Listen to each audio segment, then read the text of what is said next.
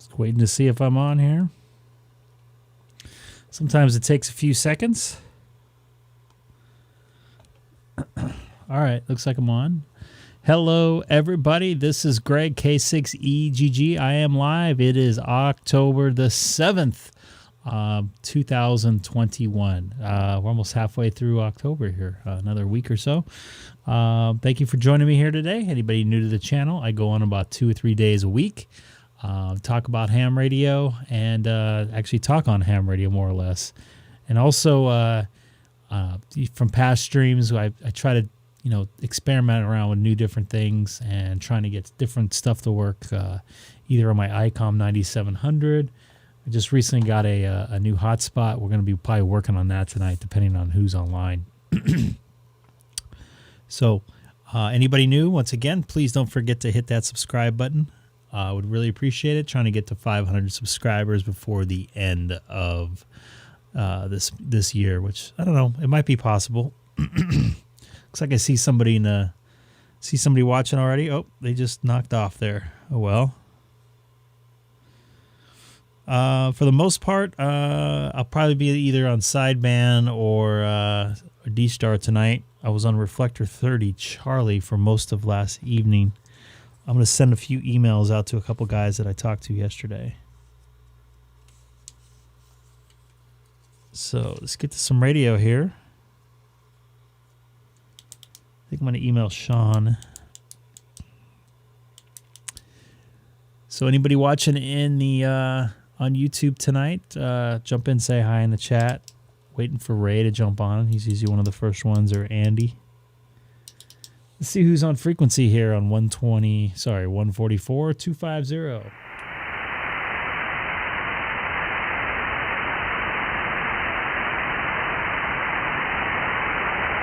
I can find my foot pedal here. I think I kicked it when I was kind of cleaning my office out earlier.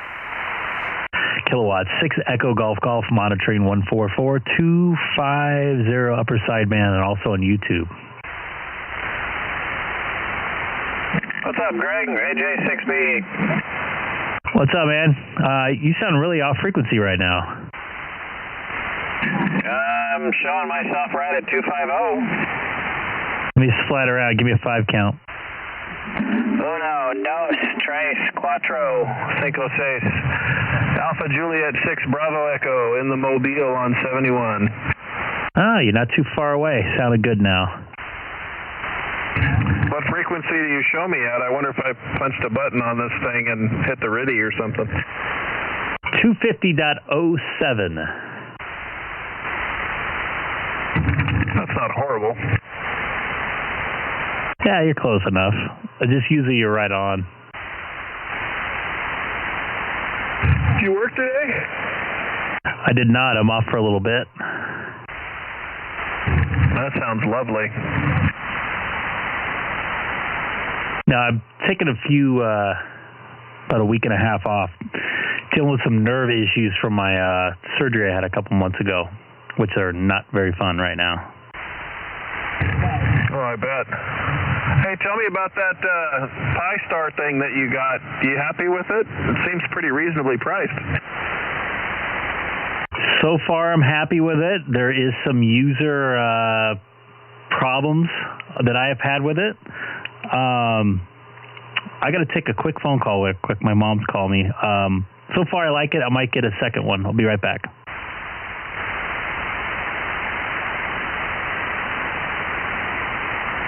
Figures the one time I didn't take my phone in my office.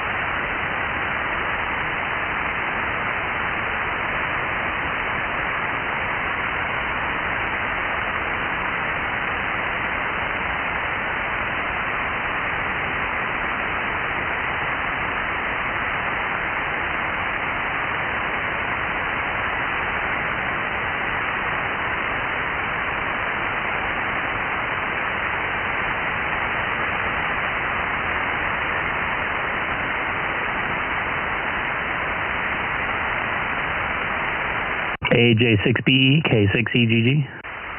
Yes, sir. Sorry about that. Everybody seems to have some weird cough going on in my family. There's one going around at work, too. Everyone's having to get double and triple checked with the COVID thing, and it's just a cold.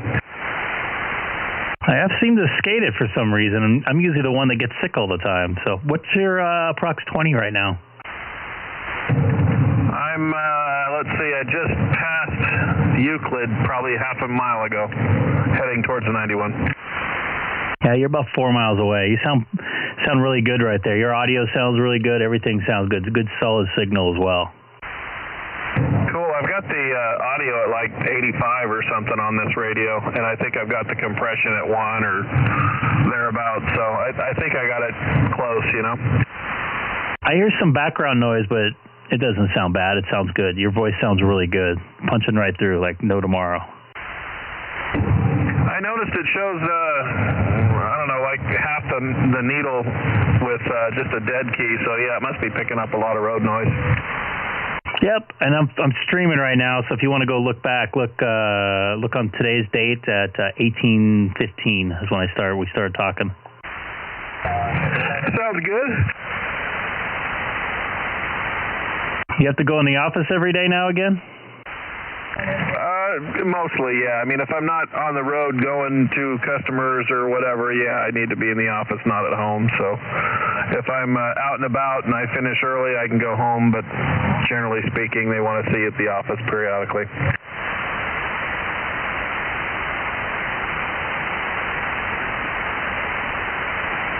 Now, you're coming back from, was it San Diego? Was that yesterday? Everything's starting to blend together a little bit. Or was it 2 days ago?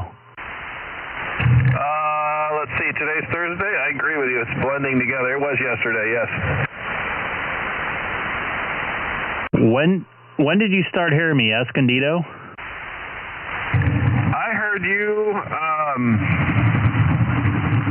gosh, I don't know. Fallbrook Escondido, I think, is when I couldn't make out what you were saying, but I knew you were there.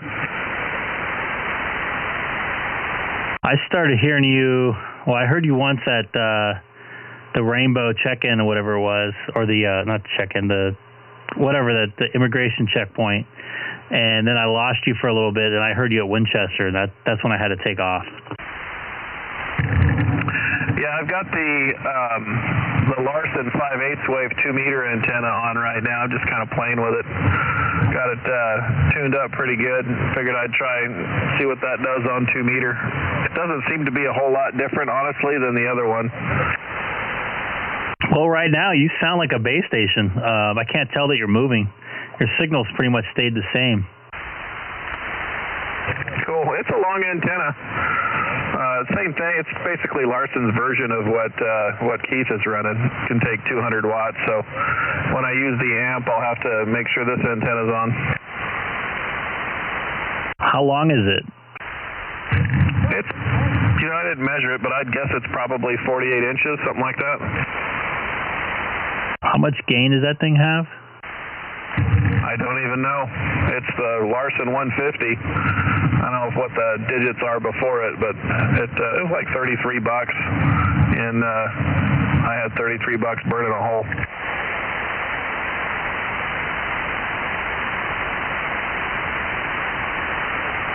I think they call it like a cut to fit. It goes from 140 or 135 up to 170. You just got to cut to fit. I think I cut like an inch off of it, and it was good to go.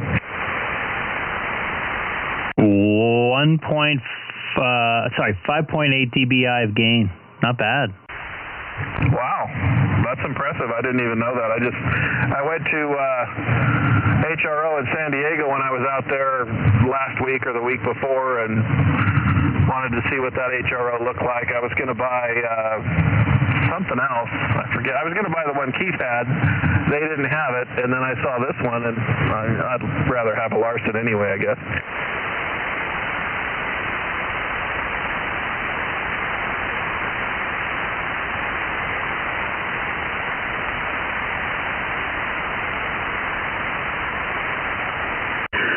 as we were talking about the hotspot, I think right before I had to take a phone call, I got the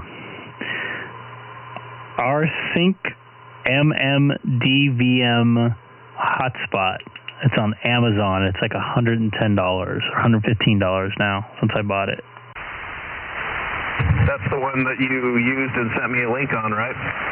Yep. And it seems to be working okay. I think I have some programming issues on my end, little user problem, but for the most part, it's solid. It stays hooked up. I like it. I might get a second one just to put in my car since they're almost disposable. So I was kind of looking at that, and for a few bucks more, it looks like you can get one that does both UHF and VHF. I don't know if there's much else different, but the ratings dropped considerably getting that unit versus this UHF one. You do any research in that when you were looking? To be honest, I wasn't really looking.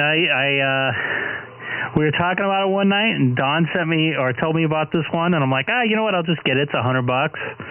The ratings seem to be okay on it. I mean, it's $100. The ratings are almost 80 for the 4 and 5 stars, so that's not too bad.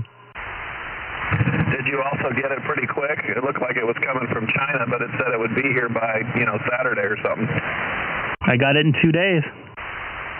That's cool. I'm thinking about pulling the trigger on one based on what you said. So you just hook it up to your phone or something, Wi-Fi, and that's the connection? Yeah, you first have to hook up to it directly through a computer and then have search a Wi-Fi, and then you can hook it up to your cell phone. Actually, right now mine's hooked up to my cell phone because I'm running some tests with it for later. You can hook to your cell phone or your home Wi-Fi and just go to town with it. That's cool. That's cool. I could do the same thing with my Shark thing, but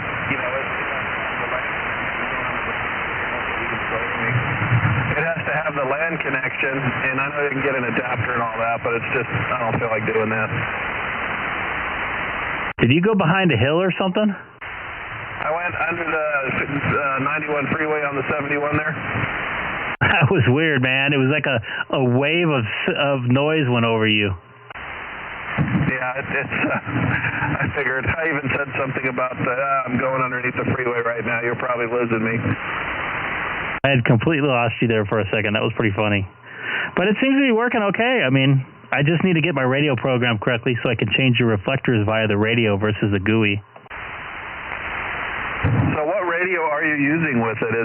Can you use any type? In other words, DStar, Fusion, et cetera, No, it has to be a DStar. Well, you can use the P25 and stuff like that, but you can only use it for like P25 rooms and stuff, so it doesn't cross pollinate, I guess you can say. But any DStar radio, any Fusion radio, you just have to go in and select the different configurations for it. So you can use the Fusion radio or HT and cross over to a DStar? That you can't do, but you can go into a cross band, or not, what do they call it? The other day I was talking on a Fusion repeater in New York City. I didn't even realize. You can go into an XLX, what do they call it, reflector, and both DStar users and Fusion users can use those. So that's the way to get into a Fusion, but it's not directly, can't go into a Fusion reflector. Okay, so generally speaking then, do you have to use whatever mode you want to talk on? So DStar to talk to DStar and Fusion to talk to Fusion? That's affirmative, unless you're one of those reflectors that do both. Gotcha.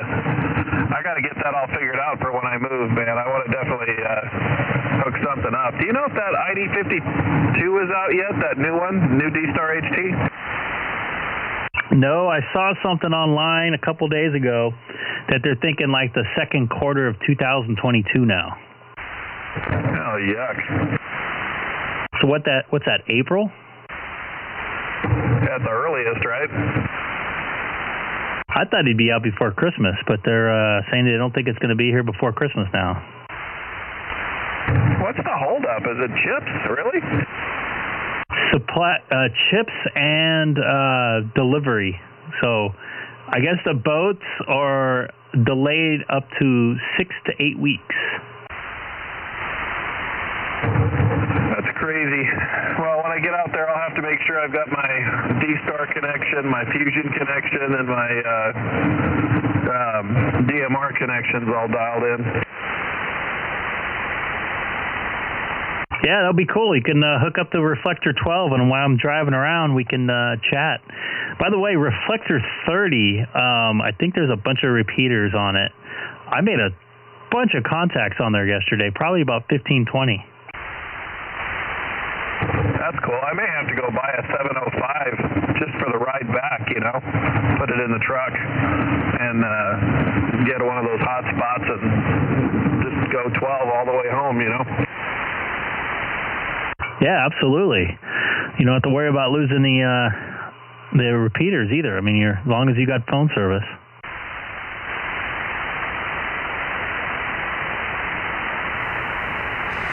That's what I think some of the guys do. They just leave it on whatever repeater or a reflector that they want to talk on the whole time. They don't even touch a repeater.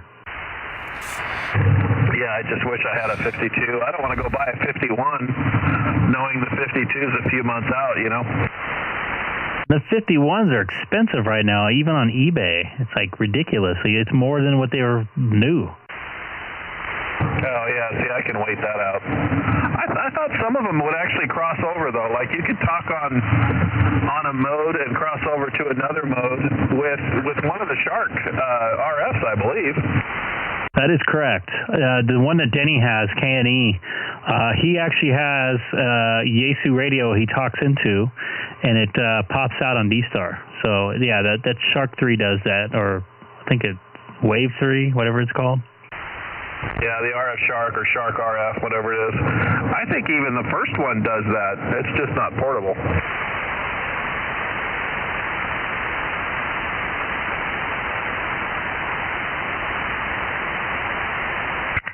November 6 kilowatt X-ray.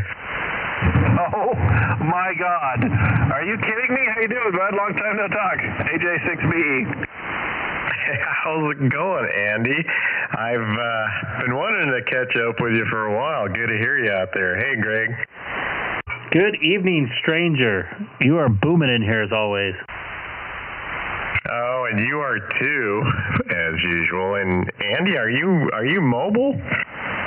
Yes, sir. 9115. All right. I thought it sounded like you were. Just wanted to be sure. But so, buddy, I hear you're moving to Tennessee. Is that true? Yes, sir. I've got an offer officially signed as of Monday, so that's legit. Oh man. So I can't tell you how jealous I am. My wife and I have done a lot of research on Tennessee, and it's in probably the top 3 states of where we're wanting to move to.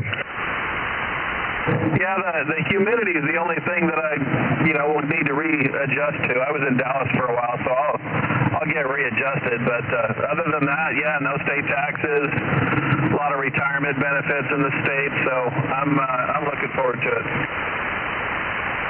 Yeah, it's even a better state to live in when you're actually still working, because you can really take advantage of the no state income tax. Whereas when you're retired, I mean, a lot of states don't tax retirement anyway, so having no state income tax isn't that big of a deal. But yeah, if you're still working, that's huge. Which part of Tennessee? We're going to be Nashville area. Oh, you're going to the expensive area of Tennessee. I think they're all expensive anymore, but my wife's parents live in Lebanon, so that's east of Nashville on the 40 there, about a half hour, 45 minutes. So we'll be living somewhere that direction, I would guess. Yeah, very cool. Like I said, I envy you, buddy. Yeah, we were looking in the Knoxville area, eastern Tennessee. Very nice. Somebody I work with is targeting that area as well, north of Knoxville, actually. Some lake, I guess, is up there. Well, that's awesome. So how soon is this going to happen? My boss has to fight it out with my new boss. My boss here is saying he needs me until like mid-December. The boss back there is saying we're flexible, but we're kind of hoping for November 1st. So I'm guessing my boss will win, and it'll probably be mid-December. Yeah, roger that. So do you have a house already picked out? Yeah, I'm in escrow. I was buying a vacation house there, actually. I'm in escrow on. I'm not sure it's going to appraise, so I may back out of it. But my company offers all kinds of services related to that. So even if I buy the other one, I may buy a second one and have one of them as an investment or something, because they pay the closing costs and all that stuff for one property. Well, there you go. You'll be all set for retirement and everything then. I hope so. That's the plan. So they gave me a pretty good offer to move over that way, and it's doing a little bit less than what I'm doing now for probably similar money with the state income tax or whatever deal. I may even be making a little bit more take home. Man, I'll tell you, if we moved to Tennessee now, my wife and I did the calculations on how much more money we would have every month with no state income tax. Oh my gosh, it's huge. But my research about one of the other states that might be even a little bit cheaper than Tennessee in terms of property tax and overall cost of living is Alabama. We were looking at northern Alabama, Huntsville area, but they get tornadoes. Yeah, I looked at that area for investment properties. I don't think it's terrible there. But yeah, Nashville for us was, like to your point, you were saying top three or one of the top three. We were looking at top areas to retire. We were looking at Coeur d'Alene, Idaho was one. I think like Spokane area, Washington was one. And then Nashville was another one. So it's all kind of working out, you know. It was one of the spots on the market. Her parents lived there anyway. And the income is going to be pretty cool. Huntsville is nice. Hamfest there, yeah. Her being a nurse. Hey, anybody new to the channel, don't forget to hit that subscribe button down below. Thanks for watching. That kind of surprises me. I thought wages for a nurse would stay, I mean, it's going to vary some, but I wouldn't expect it to vary that much. Wow, that is a huge hit. But as far as Coeur d'Alene, I have a very, very good friend who lives in Coeur d'Alene and has for 20 years. Coeur d'Alene is beautiful in the summer. Yeah, it's a little cold.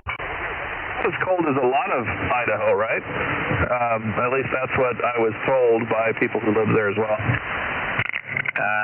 No. No.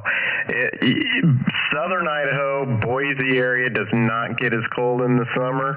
Coeur d'Alene gets plenty cold, and I can tell you that it's not a mistake that my friend and his wife and family from Coeur d'Alene are down here every single winter for a good 4 weeks to get out of that weather. That's awesome, man. I'd love to do that. I won't be able to, working and all that. But yeah, my wife says, and I don't know if she knows exactly, but the company she works for is actually headquartered in Utah, or excuse me, headquartered in Nashville. And she's thinking that, you know, she's probably, I don't know, $130 or something here, probably about 50 there. Interesting. That's quite the difference. Anyway, I don't want to hog you and take you away from Greg, but it's been a while, buddy, so I definitely had to talk to you, especially with the Tennessee thing going on. Yeah, it's good to hear from you, man. I'm just pulling into the driveway. I got to jump out anyway, but good talking with you. I'm going to probably grab something to eat when I get in there. Doubt I'll turn the radio back on, but I'm glad you jumped in. Greg, 7-3s. Hope you have a good night. Good talking with you. We'll catch up another time and talk more about the Zoom spot or whatever it's called. Catch you later, man. AJ6BE, clear. Take care, Andy. K6EGG. Talking to you, Andy. Great hearing you, and hope to catch you again before you move out there. Jealous, jelly. Anyway, have a great evening, buddy. 7-3, November 6th, kilowatt X-ray. Rob, what are some other states you're thinking about going to? Greg, the top three are Tennessee, Alabama, and I'm not going to say Arkansas because you have to be more specific than that. The only place to move to in Arkansas, if you move to Arkansas, is northwest Arkansas, Bentonville area. So those are the top three. We'd looked into Nevada, Reno area, Sparks area, and man, the real estate prices there are every bit as high, probably a little bit higher even than Riverside. So Nevada's kind of out for us.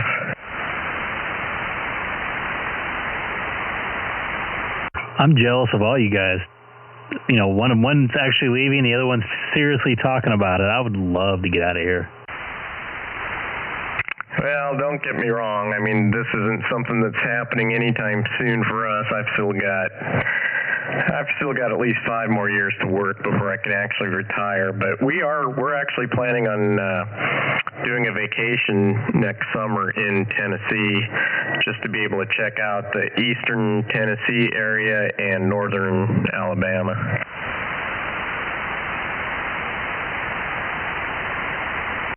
I got a dumb question. Have you been out there before? I have not. We've been to Reno and Sparks, which we really like, but never been to Tennessee or Alabama. Been in Florida. I know how bad the humidity is, but from everything I've read, even the humidity in Alabama and Tennessee is not near as bad as what you get in Florida.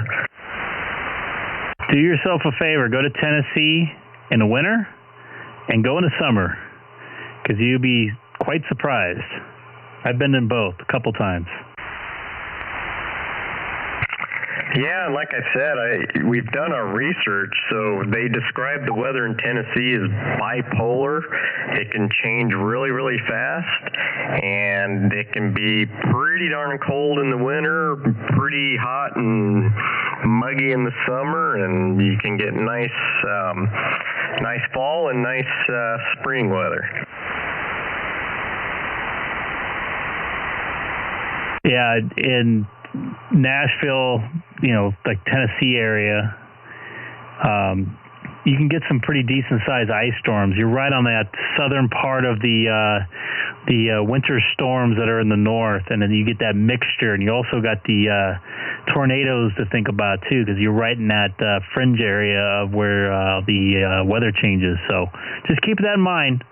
I'm not trying to talk you out of it, but it can get, I think ice cold it's almost worse than northern cold, because you're stuck in your head that you think you're going to be warm, and you're really not. Well, it doesn't get like some of those other states, like it's nothing like Minnesota or Michigan, for example. And as far as tornadoes, that's one reason we're looking at Knoxville area, eastern Tennessee. They're up against the Smoky Mountains, and those mountains tend to break up the tornadoes. So they don't actually get much at all in the way of tornadoes in eastern Tennessee. But northern Alabama, where we're looking, they definitely get a lot of tornadoes.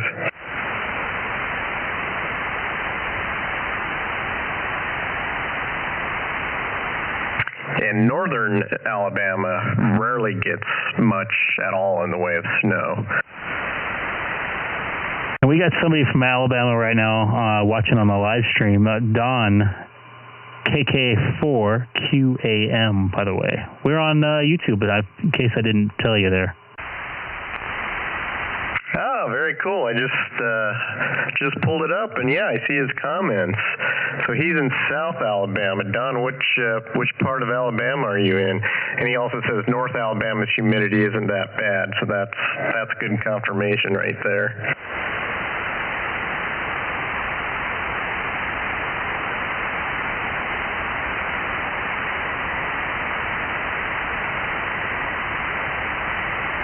and I see he mentions the Huntsville Ham Fest they have up there, which is true.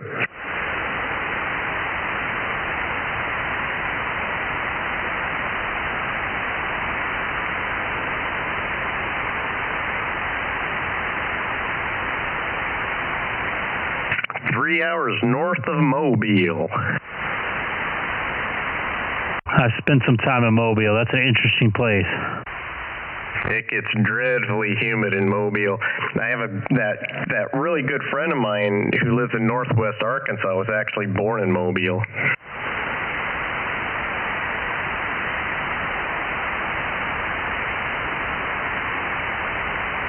I used to work a football thing called the Senior Bowl there every year. I did it for like 5 years there in Mobile, Alabama. Don's 3 hours north, so that's still a ways from Mobile. But so you didn't work the Iron Bowl though, huh, Craig? Negative. Senior Bowl it's called. Yeah, I know Alabama, they go crazy for that Iron Bowl.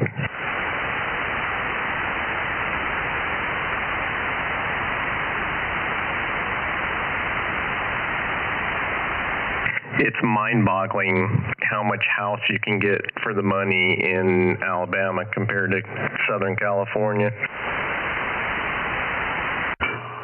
It's mind-boggling how much house you can get other than in any other state other than California. Yeah, that's not true anymore because so many Californians have moved out. Try getting a house cheap in Idaho, in Boise area. Try going to Salt Lake City, Utah, or St. George, Utah, or try, like I said, Reno, Sparks, Nevada. That's more expensive than Riverside. That's surprising that it's more expensive. I wouldn't think that. I mean, with the cost of living and everything, I should say. Yeah, it's crazy. We were up there this summer, actually vacationed at Lake Tahoe, so we took a trip up there and we've been checking out all the real estate prices on, what do you call that site? I can't even think of it right now. Redfin, and what's the other one? I'm not familiar with that area. Yeah, I'm just talking about websites where you can pull up various real estate prices.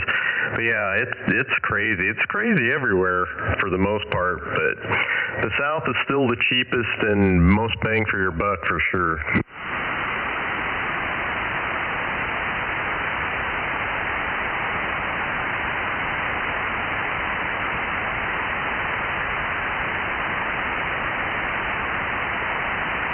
I'll tell you what, there's been a strong possibility of moving to Vegas in case some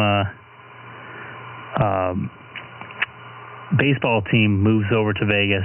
I mean, I can definitely get about, I don't know, probably between an MLB team, a hockey team, college, and some random boxing events. I could probably at least work 200 days a year there, which would be more than enough. My sister lives out there. She's in Henderson, and her husband is a realtor. So I'm pretty familiar with everything that's going on out there. But yeah, Nevada's great. You would have to pay no state income tax, which is huge. Nevada's actually one of the cheapest states when it comes to overall tax burden. And all these other states, like even Tennessee that has no state income tax, you always have to make up for it somewhere else. So Tennessee actually has one of the higher sales tax rates in the nation to make up for the fact that they don't have state income tax. Nevada, you know how they make it up? I'll let you guess. Property tax like Texas? Negative. Property tax in Nevada is very low, and you're right to call out Texas for their ridiculous property tax. There's only 5 states that have higher property tax rates than Texas. But the thing that's cool in Nevada, how they make up for their taxes, they tax the crap out of the casinos. like people going there, or the casinos themselves? That's how they generate the money.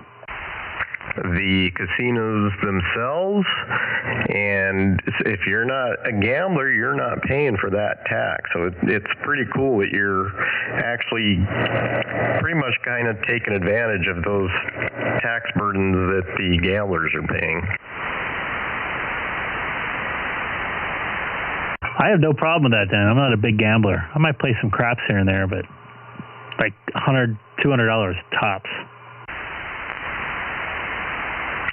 Yeah, and chances are if you move out there, you'd probably be even less of a gambler. I mean, it's most locals don't do much of any gambling.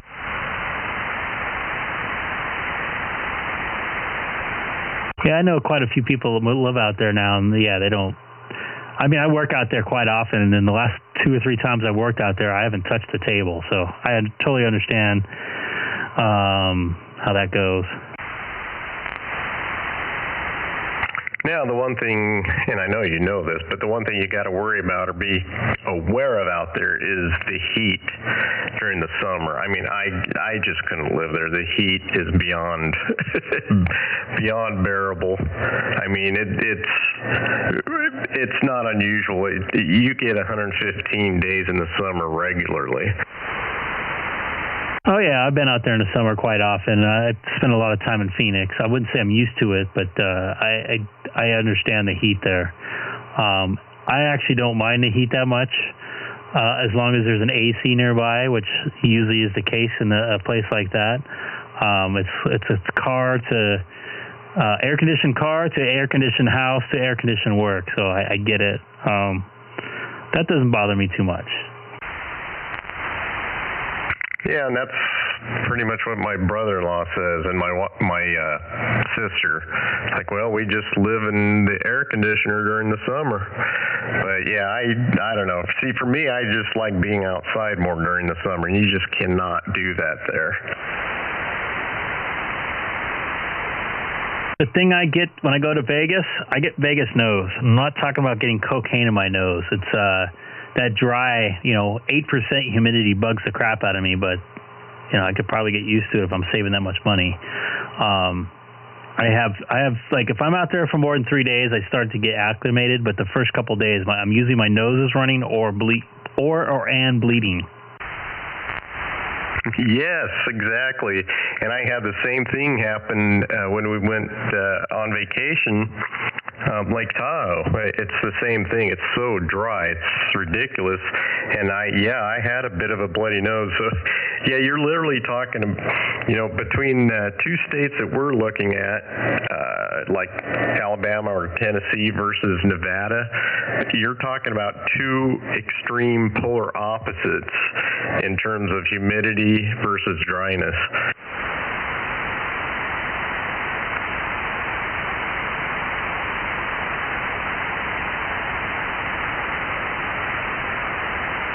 Also, you're literally talking about the driest state, Nevada, in terms of rain. They get the least amount of rain of any state. And then you're talking about Tennessee and Alabama. Those 2 states are like in the top 6, top 7 for most rain of any state in the U.S.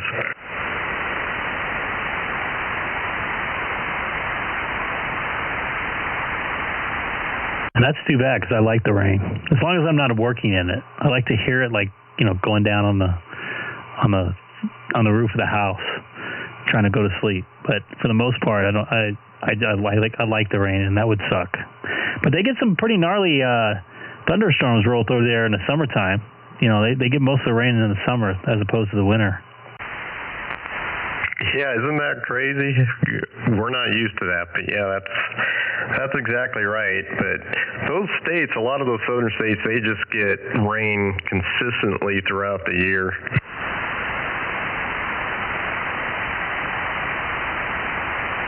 Always thought of the Pacific Northwest being wet and rainy, and it is, but it's different. It's kind of, they tend to get light rain. It rains a lot, but it's light rain, whereas in the South, like Tennessee and Alabama, you get these big rainstorms, and they just drop a ton of rain all at the same time.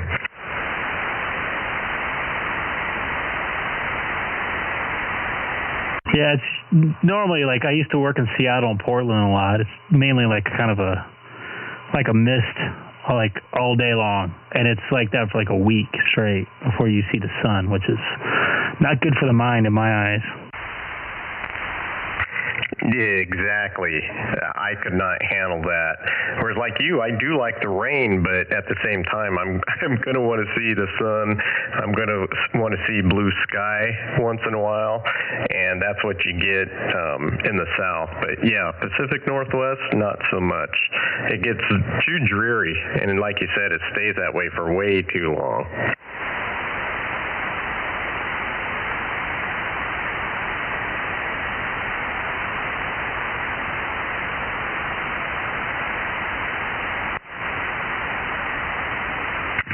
So what else is new in the radio world? I've looked at some of your streams recently. It looks like you're doing a lot more DStar. Yeah, DStar is your equivalent to HF for you. It's kind of cool making some contacts. The other night I couldn't sleep, and I made contacts from like 4 or 5 different countries in 5 minutes. So that was pretty interesting.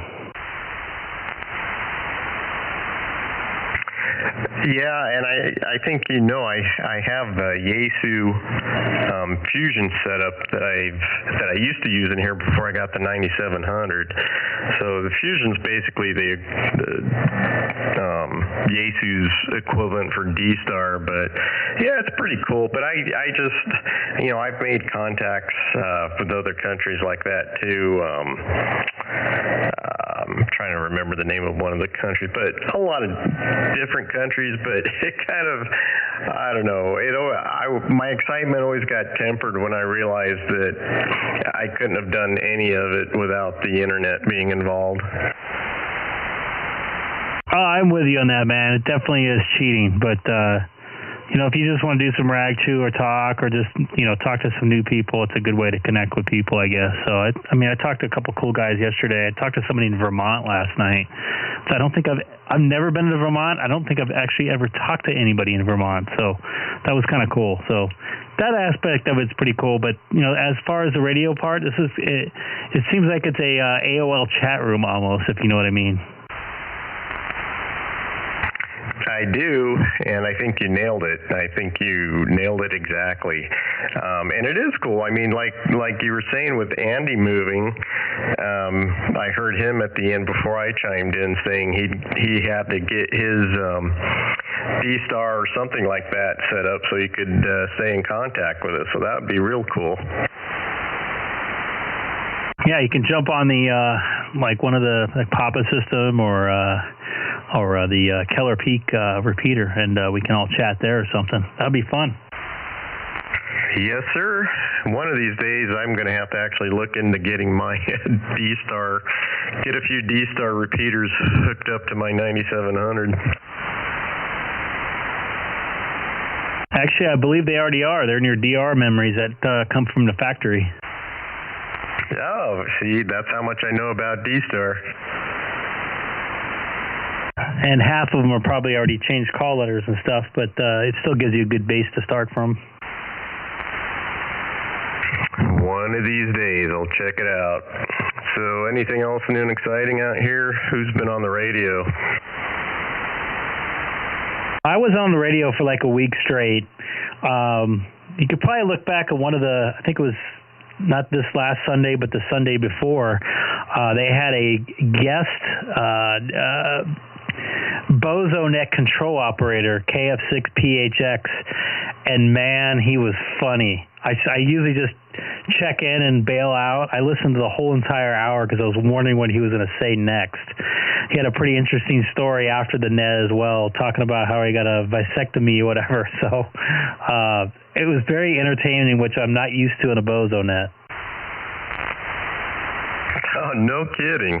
Oh, that sucks. I missed that one. That would have been fun. 'Cause I agree with you. Normally it's just check in and check out real quick. In fact, I got to the point where I haven't even been checking in. I through the technical arms of YouTube, I have that on my YouTube page. It is.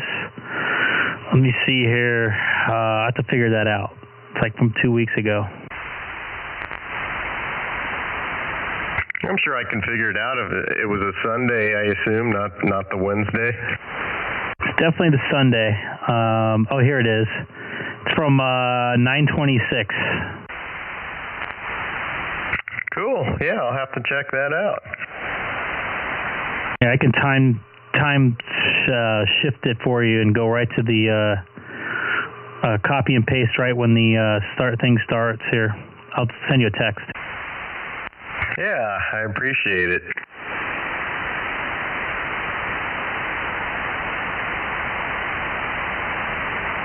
All right, man. Well, I came out here to watch the game and was listening to the background, so I wanted to check in. But I'm gonna go ahead and watch the rest of the game, see who wins between the Rams and the Seahawks. I assume you checked out the Dodger game last night. I actually watched the last inning of it. I watched the first inning and the last inning, which were the only 2 innings I needed to watch. It's a pretty good game. I'm kind of bummed. I wish I was there. Yeah, normally you'd work those games, wouldn't you? But yeah, that's hilarious. You saw the first and last innings. Yep. In fact, I'm supposed to be in Milwaukee right now. That's where my crew is. That's where my crew is at right now. They're doing the Milwaukee-Atlanta series.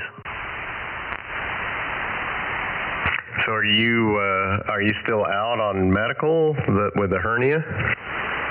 I'm on what they call light duty. Not much of light duty in my orbit, I guess you can say, for work. So I'm just not taking as much work. And then when I'm working, I'm taking like the next day off. I have some nerve damage. And some of those nerves go into some parts of a male body do not feel very good. Oh man, I'm sorry to hear that. Yeah, that's no good. Yeah, you got to be careful. So I'm glad you're taking it easy as far as work goes. Yeah, I can't work if I'm not healthy. And I saw my personal doctor on Monday, and I normally don't complain about pain. I'm used to like working 90-hour work weeks, and then working out, 3 or 4 times during that 90-hour work week. And I just push through, and I just can't do it. I just too much pain. And I was telling him what I was feeling, and he's like, "Yeah, that's not good." So he just got me on some medication. I feel a lot better, but I feel like I'm not a big drinker, or I don't smoke weed or anything really, and I feel a little not lightheaded, but kind of like not there, if you know what I mean, like kind of drunk almost. Yeah, I do know what you mean. I can relate to that. I know exactly what you're describing. It's not a good feeling. I'm one of those people that even back in the day when I did drink, personally, I always hated the feeling of being buzzed or even worse, drunk. So yeah, feeling like that's no bueno. Yeah, I'm not too big a fan of a head change too much. Yeah, altered consciousness, not something I like.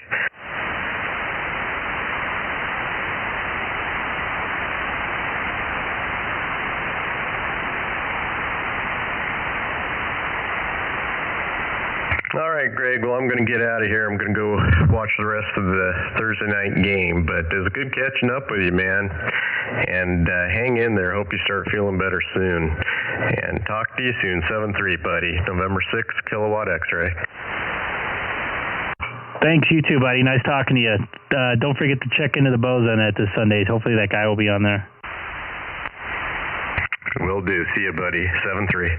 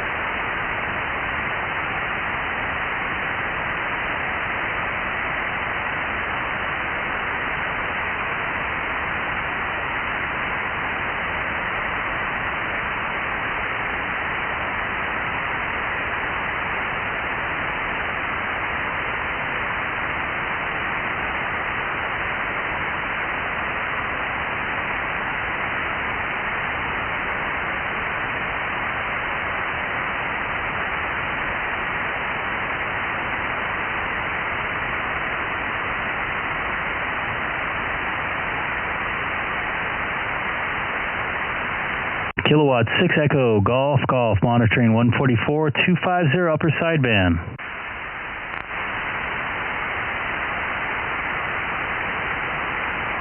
This might be my time to go over to DStar here.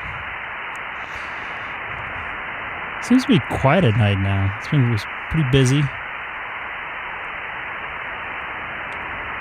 Let's see what reflector I'm on right now. Looks like I'm on reflector 12A. I'm going to go to 30 Charlie. Oh, you know what? There was a net. Let's see if they're on right now. XLX 369. XLX 369. Let's go here. Hi, Haley. You got some more water? Thank you very much. I just talked to your cousin. Cousin Allie.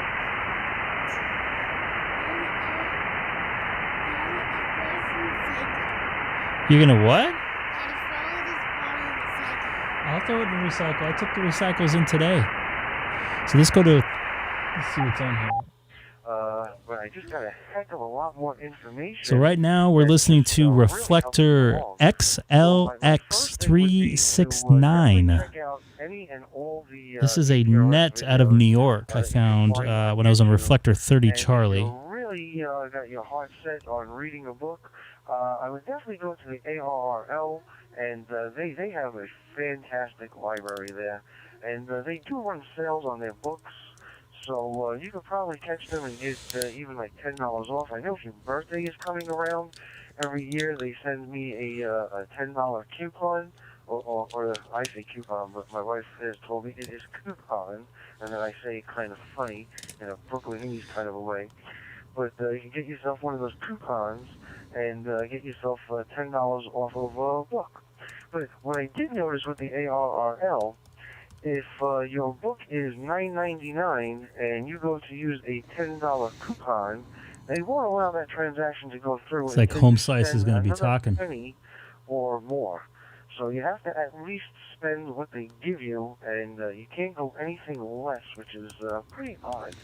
But I guess they want to maximize their they're doing check-ins on this. But now, Russ, seeing that he is involved with a lot of the APRS and whisper modes, so this is a fusion net would you like to out of New York, I believe. Any of that information?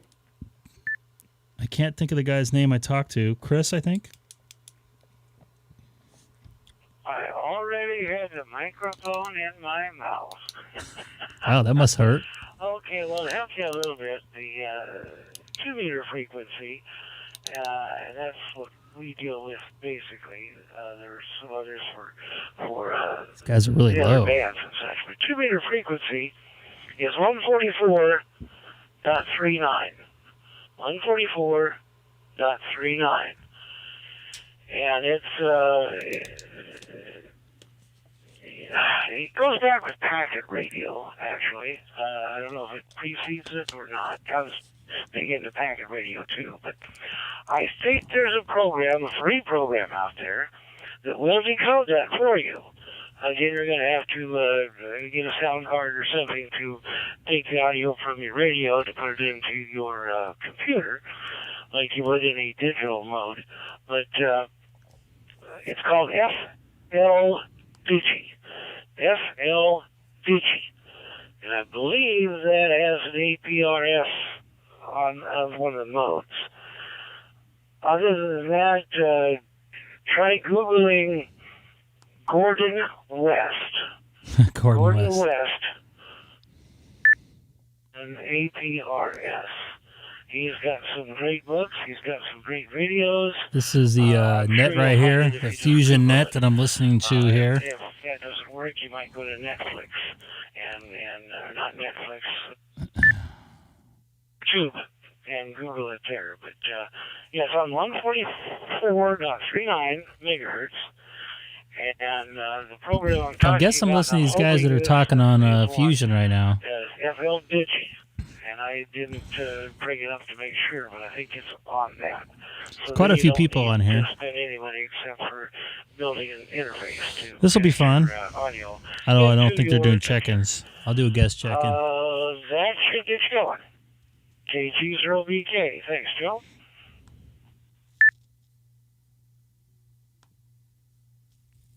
Right, FL Digi, man. Yes, I actually forgot about that, man.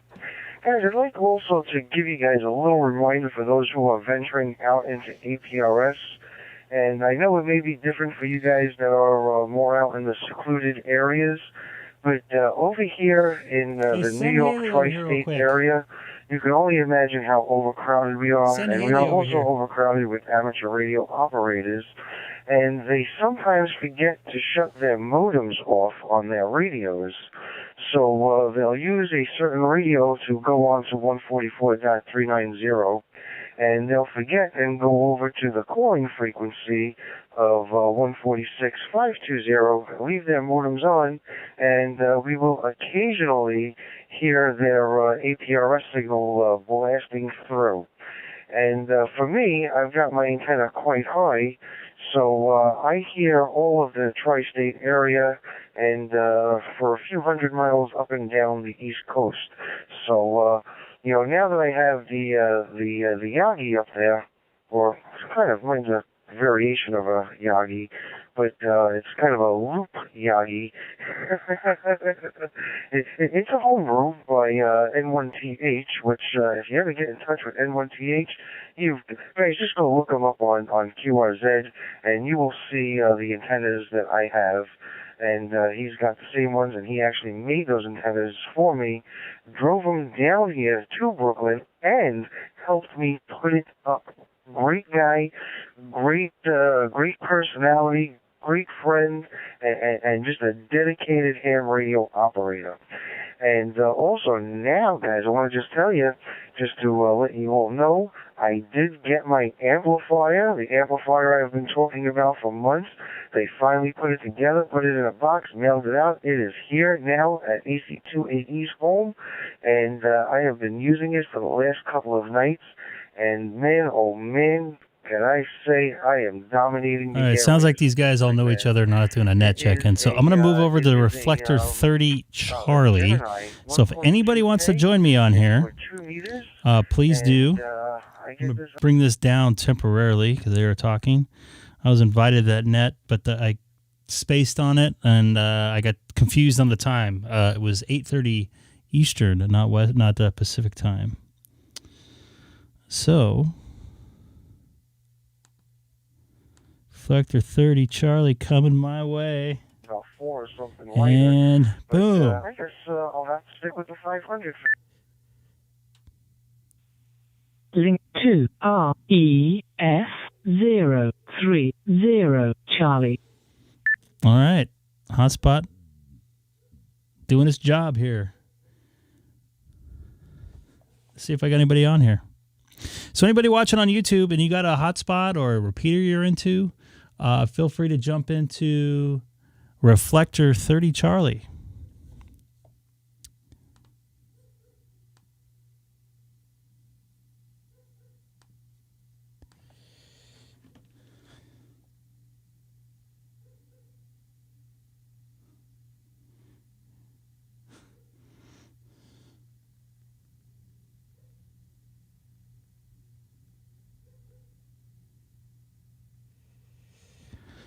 All right, let's give a call out, see if everybody's on. I waited.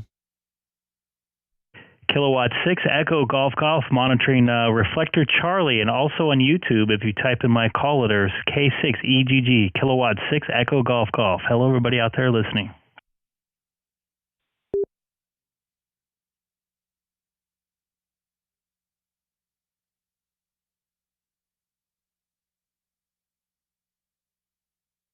Did you say your suffix was Echo Golf Golf, WAXM, trying to egg us on? That is affirmative. Kilowatt 6 Echo Golf Golf. That's an egg. I believe it was WA8YXM, correct? That it is. The name here is John. I'm in Davison, Michigan. And what can I say? Well, it would be good evening, I think. Good evening, John. Just taking a look at your QRZ page there. You got a nice RV there. Are you on a hotspot right now, or are you talking through a local repeater in your neck of the woods there? Well, I call it a cool spot. It's an ID51A+2 in terminal mode into a Raspberry Pi. And yeah, I had a nice RV. It got totaled, but well, it was starting to fall apart anyway. Well, better it getting totaled than the person inside, or people inside. So I'm glad you're still around there. You know, the nice thing about it is I was parked at the time. A semi-truck hit me while I was parked, so it was in park, engine off, set up for the night. And some semi-driver didn't like where I parked it, so he clipped it. Did just enough damage that the insurance wrote it off. So anyhow, I was ready to settle down and not drive it anymore anyway. Worked out well.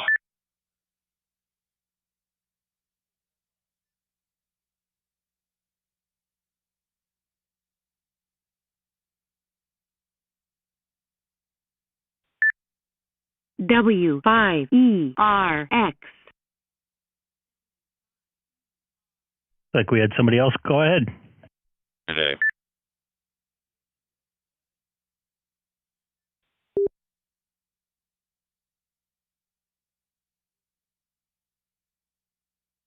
Thought I heard somebody else in there. So I'm gonna take a standby. I'm also on YouTube right now, streaming live. If anybody wants to see this, you can hear themselves what they sound like through DStar at my radio here in Southern California. This is Greg, K6EGG, streaming on YouTube with my call letters, K6EGG, and I'm 40 miles east of Los Angeles, California, in the city of Chino.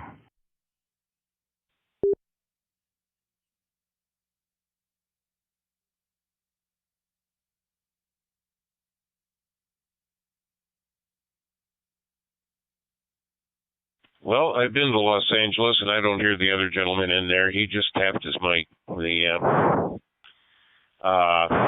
Yeah, I sort of did something like that the other day. I was on a Zoom room conference and on DStar and or digital voice modes, and the gentleman tried to put out a call on a DStar reflector, and he picked one that wasn't too busy, so I went over and switched one of my radios over to that reflector and answered his call for him. That way he was able to demonstrate a QSO on DStar.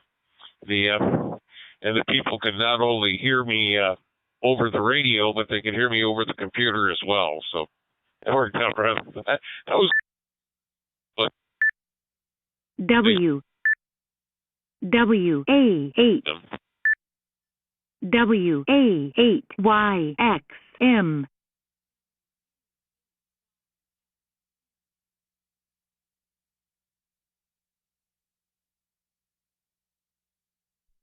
Yeah, it looked like you kind of dropped out there.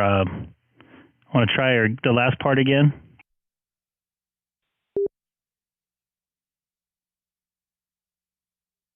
I was just saying it's past my bedtime, so I'm going to say 7-3. WA at YXM. Copy that. John, thanks for getting back to me there. Appreciate it, and hope that everybody enjoyed our conversation here on YouTube. Looks like we got about 6 or 7 watchers right now. Looks like Mike's watching out in San Diego.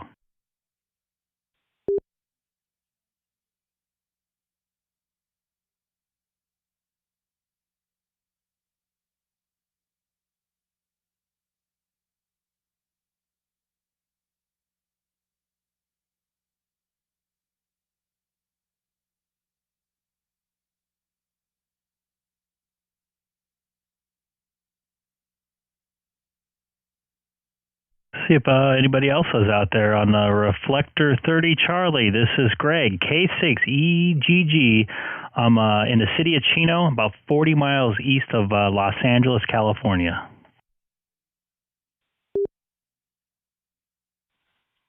KN6CTJ in San Diego. Excellent. I just saw you pop up in the chat there. Welcome aboard.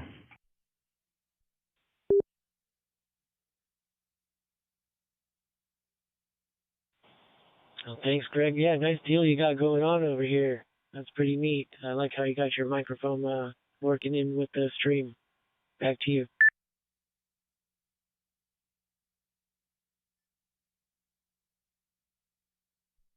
Excellent. Thanks for watching. Yeah, I try to do this a couple nights a week just for fun. A lot of the guys I normally talk on sideband locally in California here. We have guys all the way out in the high desert, then into Long Beach, Sherman Oaks, down in my area, Riverside area, and a lot of the guys wanted to see how they sounded like, so I decided to put up the stream so they can see the actual meter from my radio and hear their voice, how it sounds through my radio. I think I'd do this for DStar, see how people liked it or not. Seems to be a pretty popular repeater or reflector that has a lot of people attached to it at this point in time.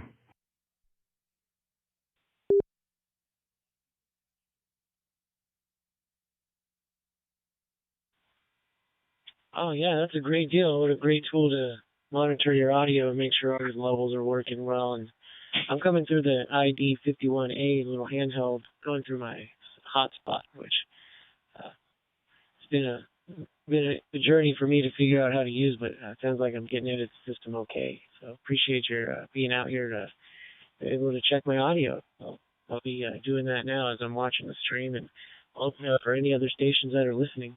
K6EGG. Back to you, Greg.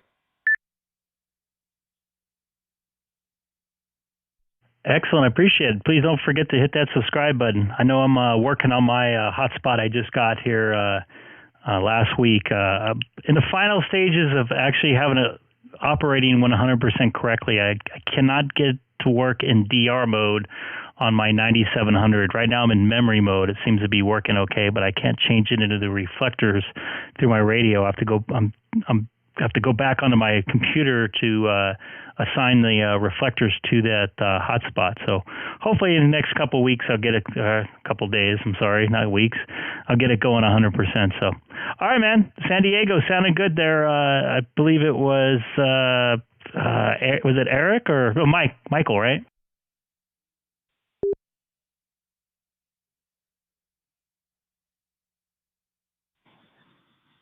Yeah, Mike, San Diego, KN6CPJ. I enjoy watching the rest of the stream here with you tonight.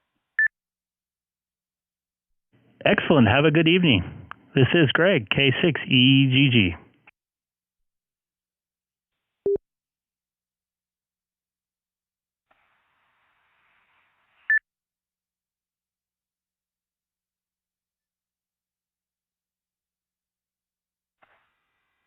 Howdy, Greg. AJ60. We were talking about you on Papa System earlier today. It's nice to hear you.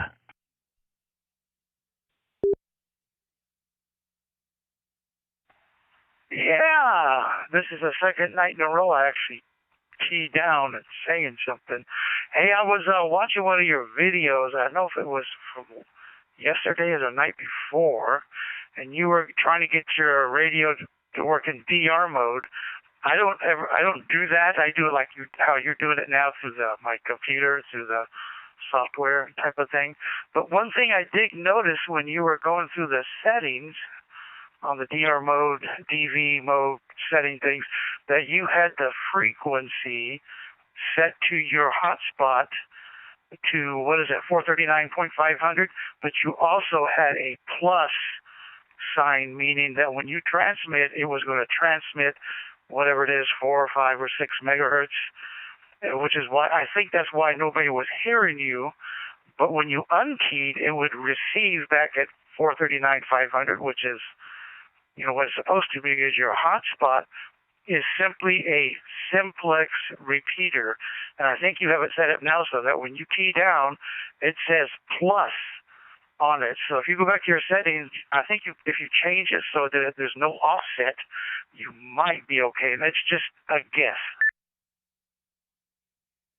W8 likes him.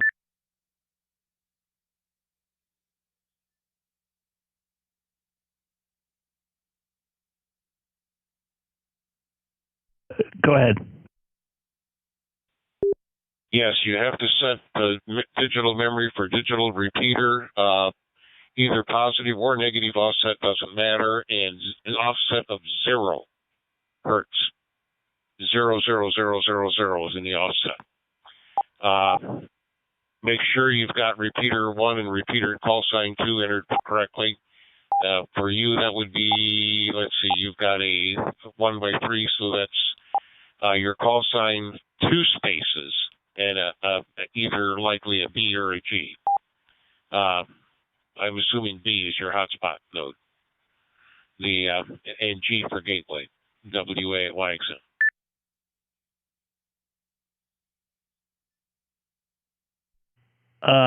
Curtis, first off, yeah, I did fix that problem. I do have that. I do have it set to a 0 offset, as what John specified. And the reason it needs to be in repeater mode is because it won't find it the DR memory as a repeater. I think Bill N6UTD explained that to me. I can't remember exactly why that's like that, but I think I have that set up right. But I can hear when I'm on DR mode. I just switched when John was talking. I can hear my hotspot, but when I talk into it, I'm not hitting the gateway for some reason. And I have it set to B, my colors with a B on it.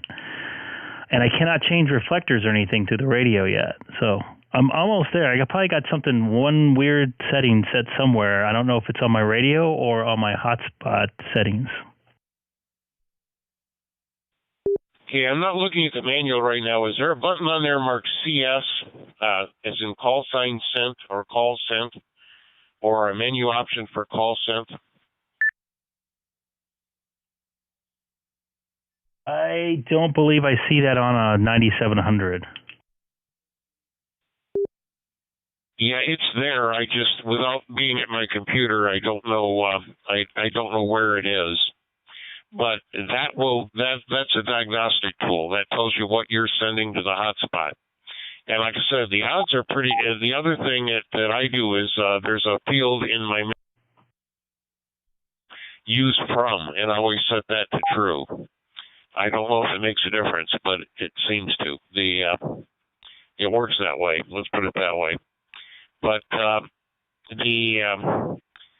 but there's 2 spaces between it's K6EGG space B and space G, and that's one that a lot of people mess up on. Let me try that real quick. I appreciate that, John. Let me see that I can get into my DR menu right now.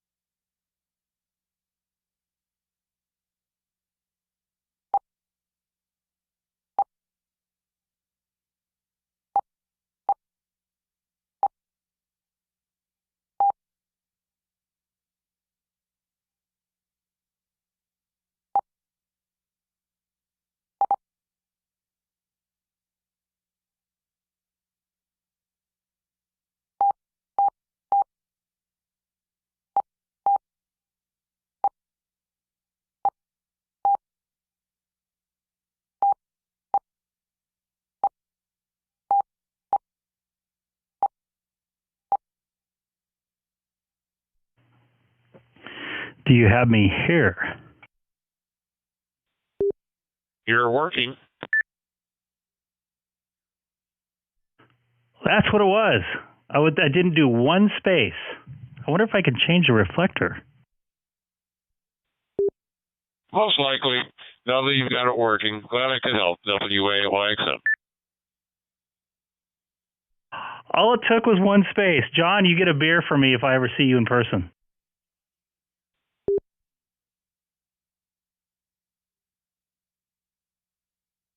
I sent that in a message to you on YouTube last night, N3 EPA. I saw that and I thought I did that. Let me try to change the reflector real quick, and I'll be right back. K6EGG. And Ray, you're lurking again. And we got the sandbagger here as well.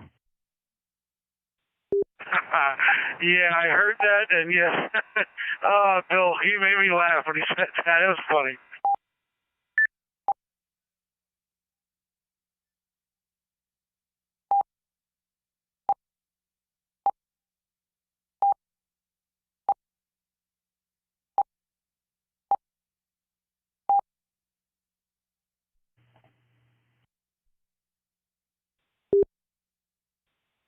Link to REF012 Alpha.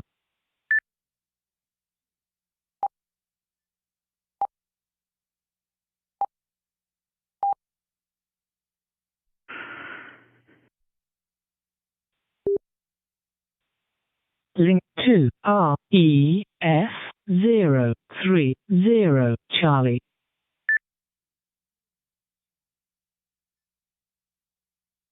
Well, it worked. Oh, my goodness. I am such a happy camper. I'm going to order another hotspot right now.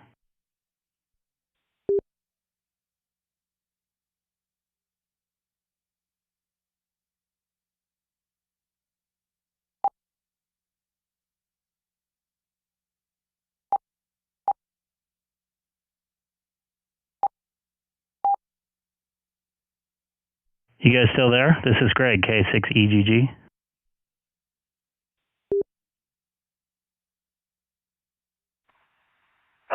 Yeah, I'm still here. Yeah, it's, well, I'm glad you got it working. I know I'll never set my rate up to do it that way because it's so much easier using my laptop to change reflectors. But I did try, I haven't tried it before, but I did try today that my hotspot will automatically send, you know, the console that I'm looking at right now on my laptop. It'll send it to my phone too. So if I want to use my phone to change reflectors, if I ever decided to buy another DStar radio and put it in my car, I can use my phone to change reflectors without having to touch the radio. But I'm glad you got it figured out. That's pretty darn nifty. AJ60. Yeah, I do it all three ways. Plus, there's a phone app called IRCDGP Remote, runs on Androids. I don't know if it runs on Apple, but it runs on Androids. And it'll let me change reflectors too, at least in the car. It doesn't here because I'm not running PyStar. I'm running something else. But glad you got it working. 7.3 WA at YXM. And by the way, for those watching on YouTube, I just actually showed my screenshot of me buying another hotspot for my car. I said once I got this thing working right. And you know what, Ray, if you're listening, I thought I tried that last night when we were on, or the night before last. So I'm kind of confused. But it seems to be working now. So this is Greg, K6EGG, also live on YouTube. Type in my callers, kilowatt 6 Echo Golf Golf. Yeah, that's all that matters is you got it working. So enjoy. That's all that matters. N3 EPA. I'm almost at the Ohio state line, so.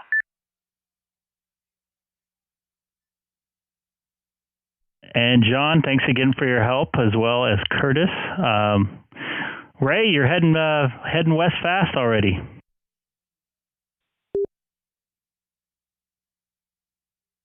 Yes, got to pay the bills, so I got to work. N3 EPA Mobile.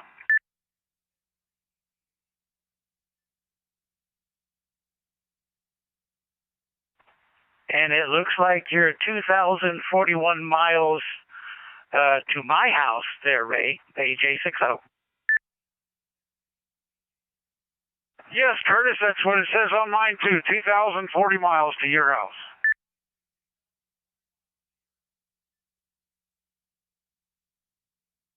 I mean, I can't imagine being a truck driver and not having some kind of radio communications to the outside world. And I think DStar is like the absolute best thing you can do. I mean, HF is cool and all, but I think DStar, It is such a nice mode, and I like the quality of the audio. So when you're driving down the road and you got road noise, I think the frequency range of the DStar system, it's just perfect for listening without having to strain to hear, what the other side of the station is saying. I couldn't agree with you more. I have 4 radios in the truck with me. 9700, 7300, the Anytone 6666, and the 878 HD Anytone. But I like the DStar the best out of all of them. It's more dependable, and like you said, the audio is nice. And as long as I have on the radio, back to you, N3EPA.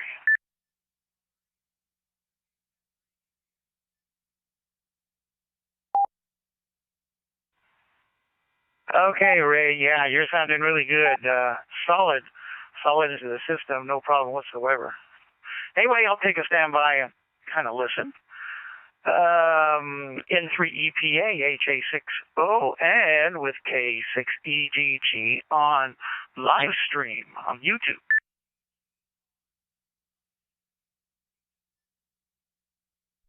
I'm sorry, guys. I'm like all giddy with excitement. This thing's finally working because I've been pulling my hair out. I thought for sure I tried putting the spaces in on the G, but that's what did it, and the B as well. So I thought for sure I was with Don trying that the other day. Maybe I did it on the B and not the G or something. I'm not sure, but whatever the case, it seems to be working now.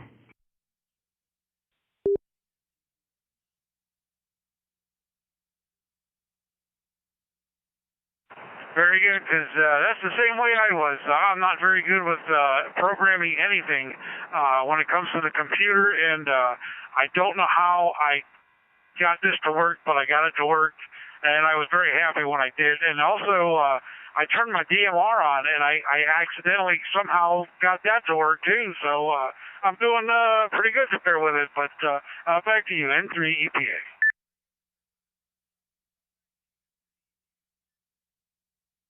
And Ray, it looks like you're traveling a little over a mile a minute, about 70 miles an hour, according to your GPS there. So good to see you're making good time. You said you're going to be out in Southern California.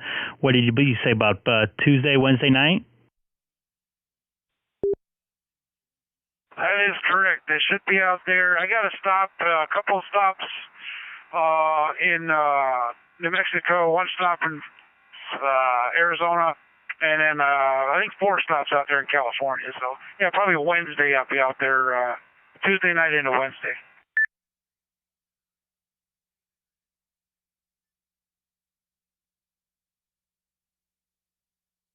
When you get in 2-meter sideband range, feel free to try to find me there. I'm only working Wednesday right now, as far as next week. So we should be able to hook up. I'll definitely do that. I'll be listening to DStar all the way out there. So I usually have it either pretty much on DStar pretty much all the time. There's not much other activity between here and there on the other VFO there. So.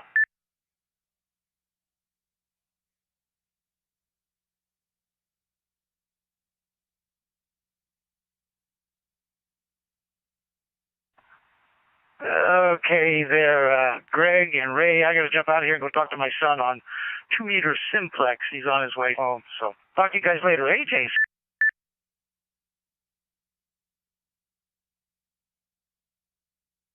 Good to hear you on there, Curtis. Talk to you later. N3EPA.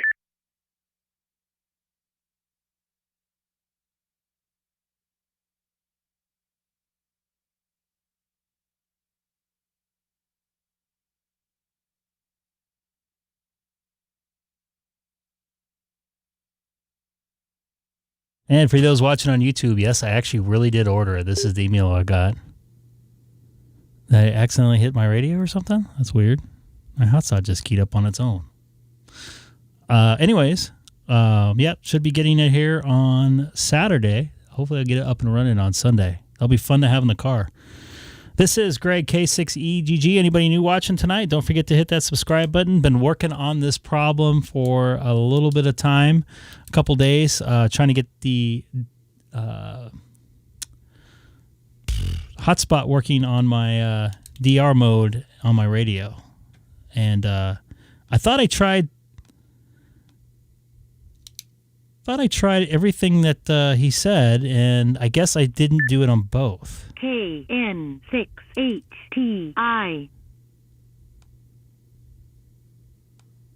Looks like we got somebody new here.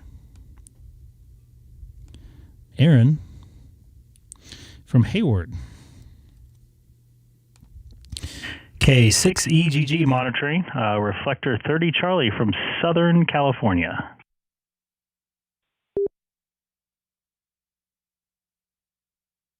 K6EGG, this is K7AON from Utah.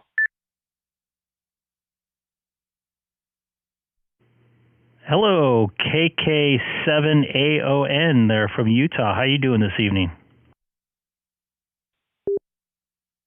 Pretty good now. I finally got this hotspot working this morning after pulling my hair out, what little I have left. Just getting everything to talk to back and forth to each other. That was fun, but I'm glad I got it going now. It's funny you say that, because I literally just got mine working about 5 minutes ago, at least a final step in it, getting the DR memory program correctly so I can change reflectors. So I feel your pain and your heartache, but I'm sure you're probably ecstatic that it's working finally the way you want it to work. Thanks for coming back to me here. Yeah, I know exactly what you're feeling.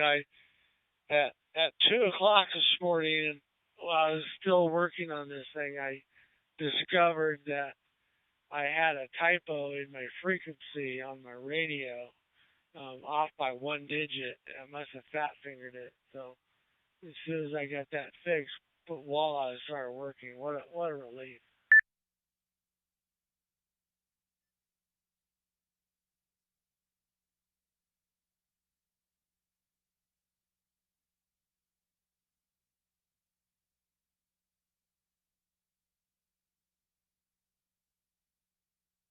Yeah, we're actually on YouTube right now. I'm live streaming, and I've been kind of live streaming my troubles throughout the universe here on YouTube, so people can see me get frustrated and pull my hair out like I've been doing the last couple of days. And luckily, there's been people chiming in. Try this, try that, and every little try I've been trying, it's been getting me closer. I knew I just had one more thing this afternoon, and John out in Michigan, I believe, got me over the wall finally. So I'm ended up going to order a second hotspot and put it in the car for the mobile use. So really cool stuff, man. I'm glad you got it working. I'm sure you feel relieved and the pressure's off of you now. Yeah, it was quite the pressure. I was beginning to wonder what I was doing wrong, and of course I'm getting a second one ready to take out to my dad so we can talk back and forth. He lives out in Colorado.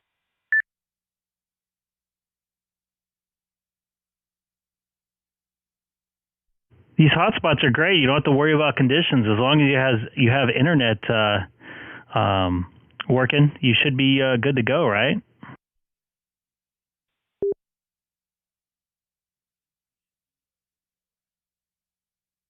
Well, exactly, and I have a friend who's down in Arizona, and he has a pretty tight HOA, and for him this was a really good solution. Not, being able to get a good antenna out and getting some long distance calls.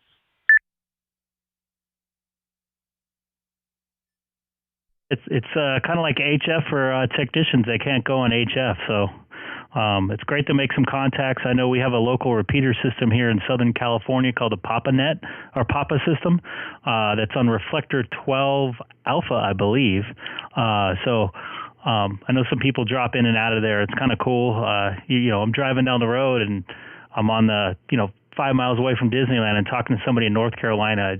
That's pretty cool stuff. And I'm only using like 5 watts into a local repeater. There's about 10 or 11 repeaters that Papa System's hooked to. So cool stuff. All right, man.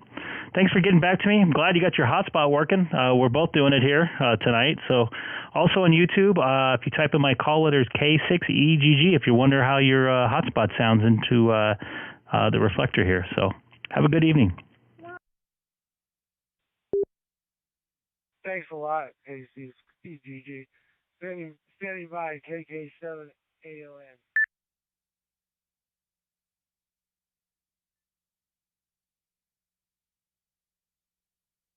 And I'm going to step off for a quick second and say goodnight to my daughter. She's heading to bed. This is Greg K6EGG.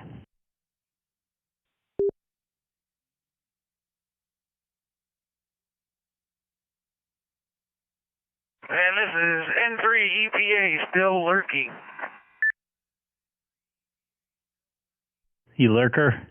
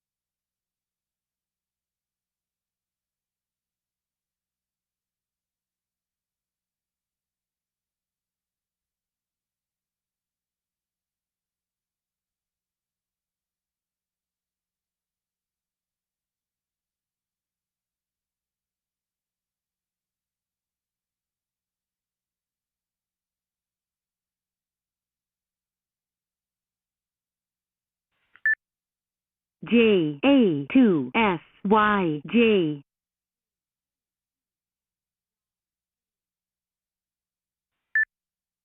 J2SYJ.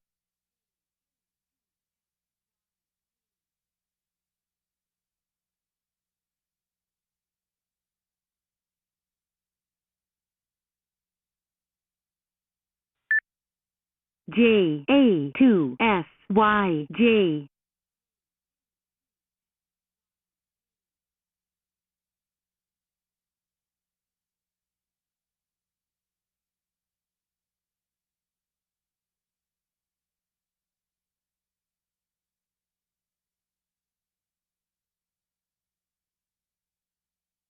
All right, what did I miss? What did I miss here?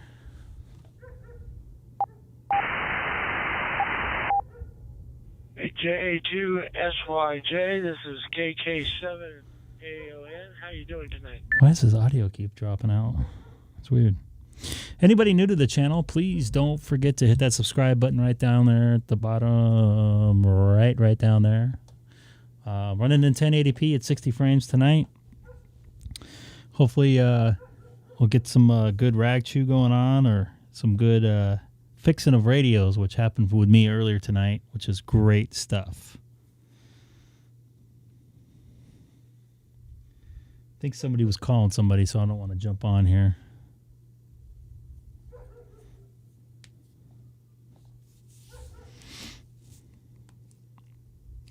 Do-do-do-do-do-do.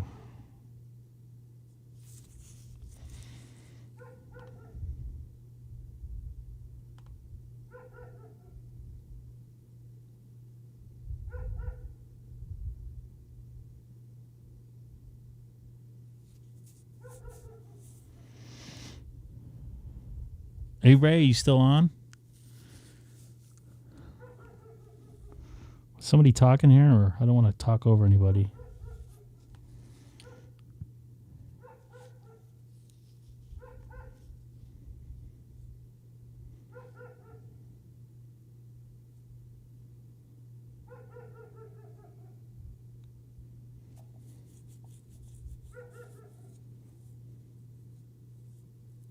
This is N3EPA. It should be clear. There was a station that keyed up a couple of times there.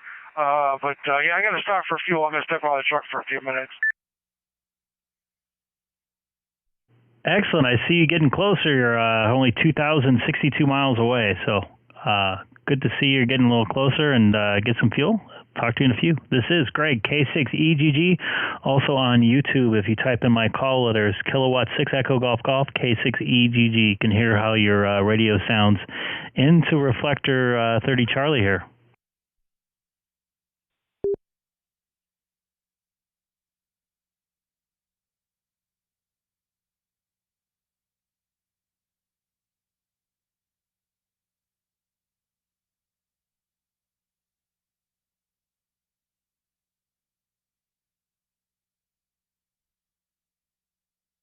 K6EGG. This is KK7AOM. Now, I noticed that my GPS started popping up tonight. I didn't notice that. It must have made a change in my radio. Yeah, I'm not seeing your GPS pop up on my side, though.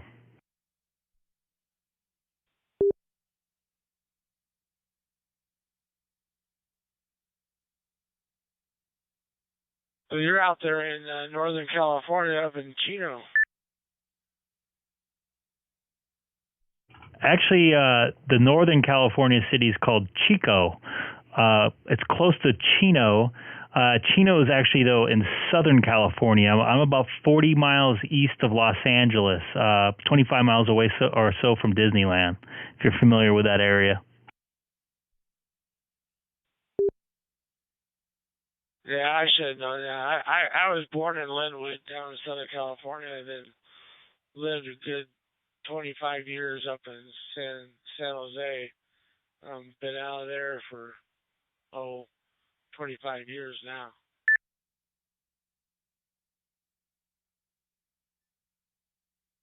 I wish I can get out of here. I'm trying to convince my wife to move out of state right now. Just get a little too expensive for me, if you know what I mean.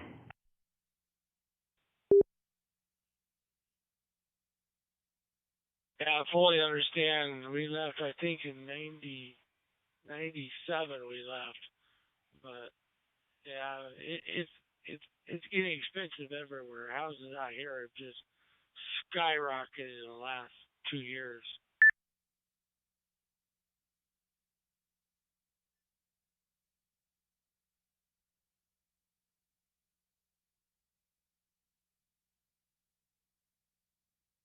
Yeah, I don't see it going down anytime soon.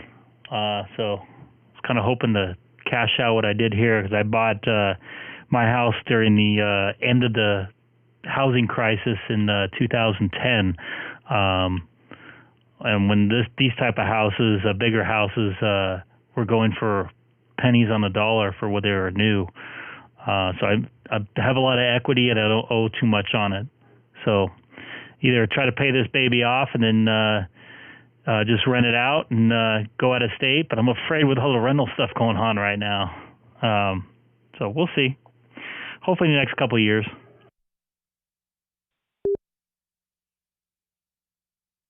I got out of the rental last year finally after 7 years, but yeah, that was no fun. Of course, it was out of state, but yeah, housing out here.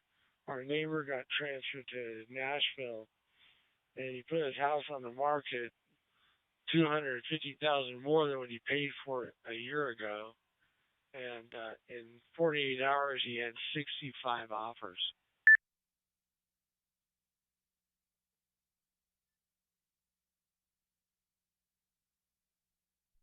Oh my goodness, that's just nuts. Yeah, we must be peaking because I don't know how people are going to afford that sort of stuff for the cost of living out there. I used to spend a lot of time in Salt Lake. I don't know what area of Utah you're in, but I know it wasn't that expensive back in the day when I used to go out there.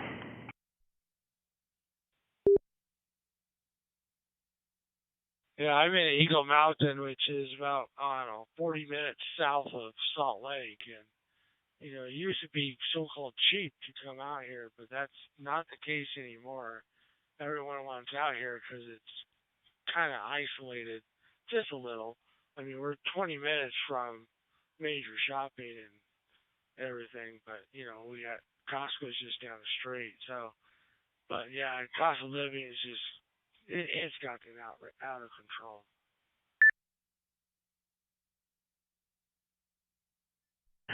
Yeah, I kind of have an idea where you're at. I spent about 6 weeks or so in Sandy, Utah in 2002, I believe, for the Olympics.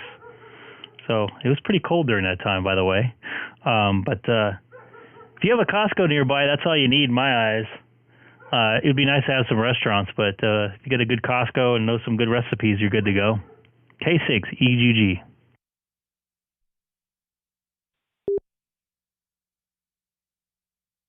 Yeah, we're right on the border of Saratoga Springs, literally. Throw a stone over there. And the restaurants are popping up like crazy. And yeah, as you're right, you just get a Costco's, you're golden. But yeah, we lived in Sandy in 2015. But yeah, this whole area can get pretty cold. We've already had our first snow, and it's been getting below freezing several nights out of the week. So the snow is coming, unfortunately, but we need it. But yeah, K6EGG. Copy that. All right, man. It was nice talking to you there. I believe your first personal is it Dan? Yeah, good talking to you. Yeah, the first name was Dan. Good talking to you. Good talking to you. This is Greg, K6EGG, out in Southern California, and also on YouTube if you type in my call letters, K6EGG. I'm going to cruise around some reflectors, see if there's any more activity out, at least with one of my local area repeaters here. So I want to test out some settings I just changed on my hotspot. So take care, Dan. This is Greg, K6EGG. I'm going to QSY off to another I believe it's BQSY still. Off to another reflector here. Have a good one. Have a good one, Greg. K6EGG in the IBC. All right, for those of you watching on YouTube, it was nice to have John help me out. I'm going to change the reflector here. Oops.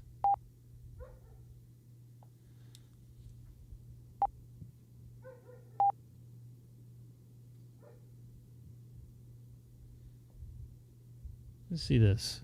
I want to see if this stuff works.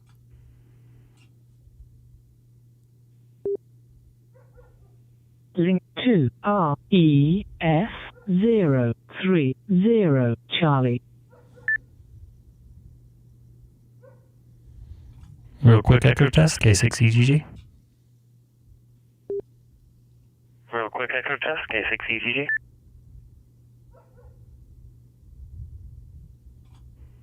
Okay.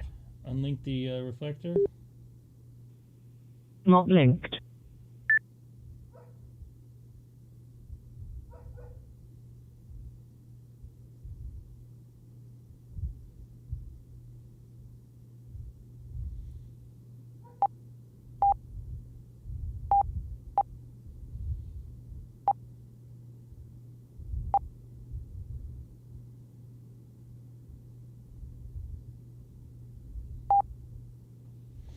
See if this works.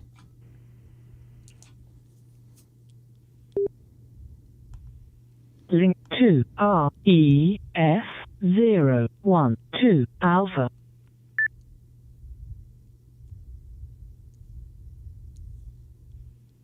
It is 8 p.m. Oh, thank you. I'm liking this new toy here.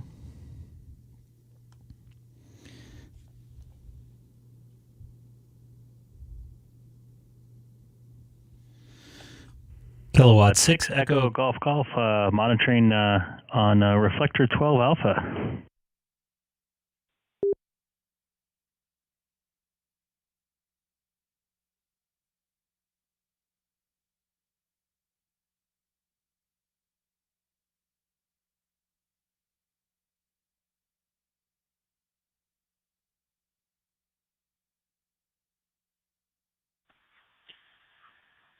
Hey, Greg. What's going on? Not much. I finally figured out the last piece of my puzzle for programming the DR menu, the DR menu into my 9700 for my hotspot. So pretty thrilled about that. Oh, sweet. What was it? One space. And I thought I did it the other day when Don was on, because he was talking about it, and I didn't do it on both the B and G on my whatever they're called, like RPT, whatever they're called. Oh, yeah, those go in the 8th character. Yeah, there's that, those go in the 8th character. And the only time it throws really a person off sometimes when they're getting used to it, too, is if you are programming for like a repeater with a 5-letter call sign or a person with a 5-letter call sign, and then you're wanting to do other commands, too, so you have to remember to leave the 6th character blank, and because you're using the 7th and 8th characters usually. But yeah, for RPT1 and RPT2, yeah, the 7th character has to be blank because the B and G go on the 8th. All right, well, good deal. I'm glad you figured that out. Here's another thing. I don't know if you're watching YouTube right now, but I don't see any of the repeaters hooked to this reflector right now in Southern California. I just see the one KD4PAP hooked up. Yeah, that's because tonight is Thursday night at 8 is when the PAPA system has its general TechNet. It's regular, they just call it the TechNet. And it's their all-mode TechNet, so they unlink all the repeaters, all the DStar repeaters. They unlink them from reflector 12 alpha, and they link them to reflector or to X reflector 12 alpha, so that you can DStar with the analog system, which is kind of a neat concept, but there's too much delay. So I never use that. I mean, sometimes I'll listen to it that way, but if you want to key up, you'll always lose because there's a half-second delay there. So, and you'll never beat the analog stations. So if I ever participate in the Thursday night TechNet, I always do it from analog. It's a better experience.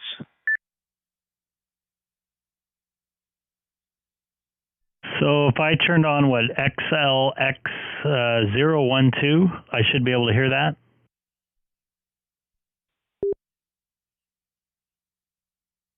XRF012. So it'll be, you'll have to do the link command to XRF012A, and then L. So the command will be XRF012AL.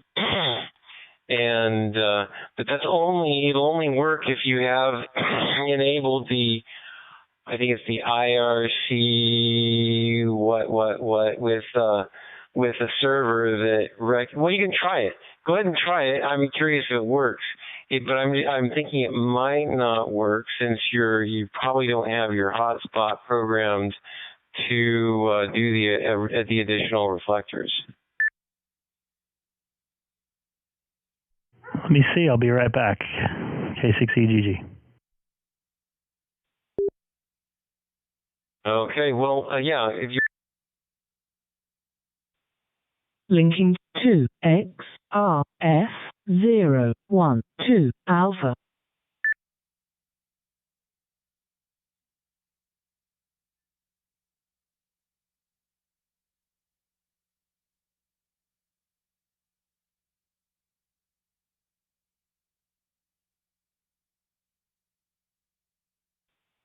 Link to REF012 alpha. Nope, I don't think it made the trip.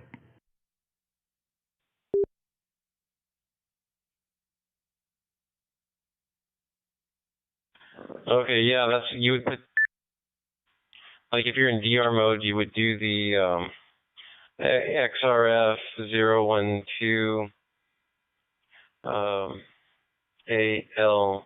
in the to field and click once, and then your hotspot should respond to you. Link to XRF. Yeah, let me verify that for sure. I think that's the one though. I'd be surprised if I forgot. 1 second. And I just ordered another hotspot for the car. I'm going to keep this one in my office here, my Hab Shack. And since I got this DR thing going, I'm just going to put a second one in my car so I can drive around with it, so I don't have to keep moving it and probably end up breaking it anyways.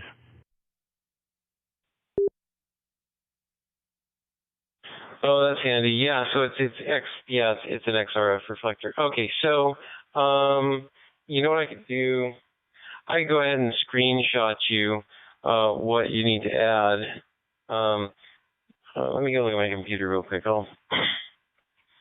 I'll screenshot you what you need to add so that you can hit so this will open up your hotspot here. You can do all the XRF, XLX, and DCS, and all the other servers of reflectors. I talked on an XRX yesterday, so I know it works, but not an X. So this one's an XRX, right?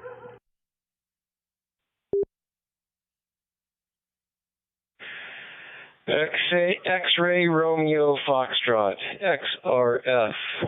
So X reflector, XRF.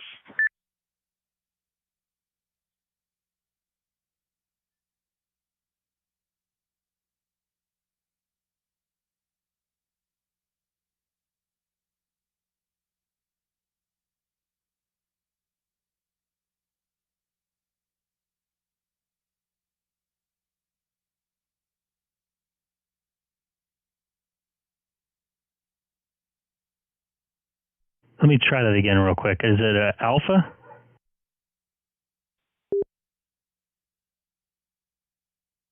Yeah, so in the to field, I usually use either your call sign or UR, whatever, just so you can type it in or whatever, however you do it. So the command's going to be XRF, X-ray Romeo Foxtrot, 012 Alpha Lima. So I can't do it through the dashboard?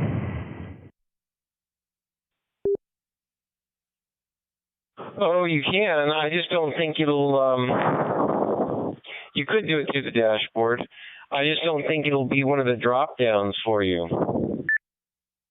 I'm on YouTube right now. I could show you. I think it is XRF012, and then the next thing over, I can put in an A.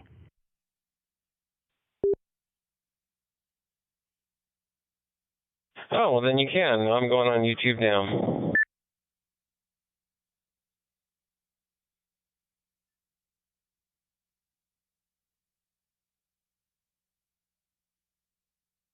Oh yeah, I saw it there just before you changed screens.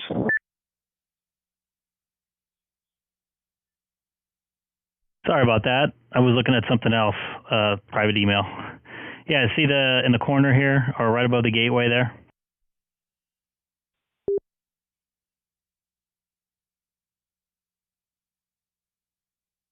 Yeah, it should be the one. So go ahead and click request change. Let's see what happens.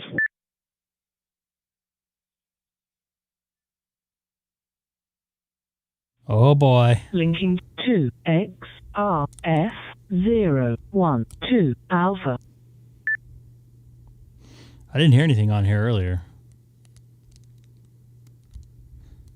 I would imagine I'd be hearing, see it says link to none. So I'm thinking that something's probably not right. So I'm going to go back to 12 alpha.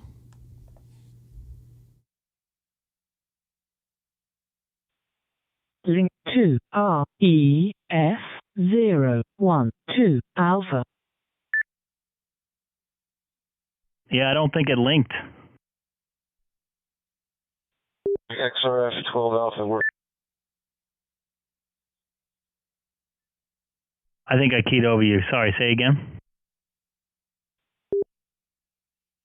Okay, let me check to see if it works from my end right now.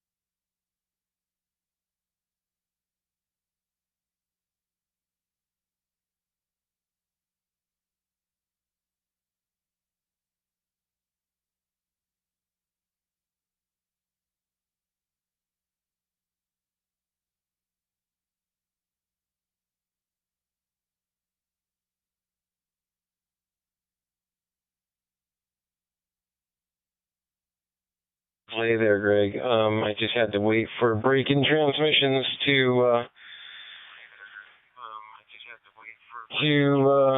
unlink from XRF. So yeah, it's working. So I'll send you a screenshot of what you need to see. Okay, copy that. If you're watching my YouTube page, Watch when I go to configuration, the error message I get here.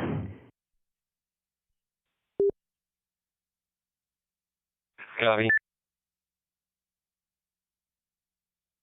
What would that be? Very strange.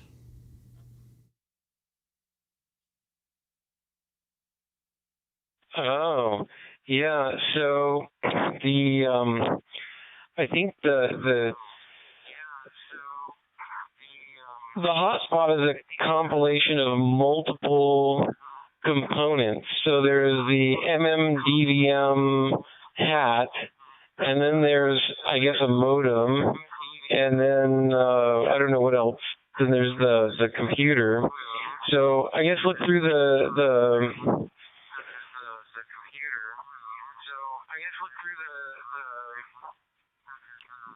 different options there in configuration to find another modem if there is one.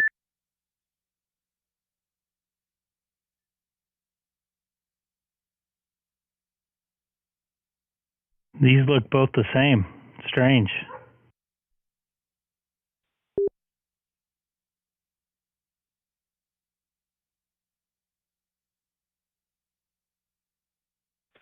Yeah, I don't think it's the display. K6EGG.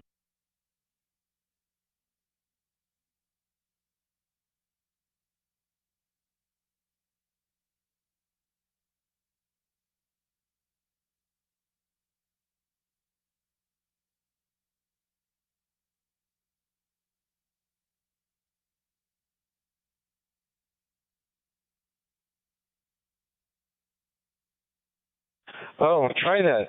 Mine is set to modem. I'm going to lose you when I do apply changes, so I'll be right back.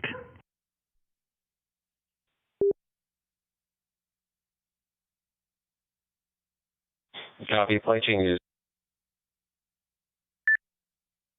All right, while we were waiting for that, finally got my DR memory set right.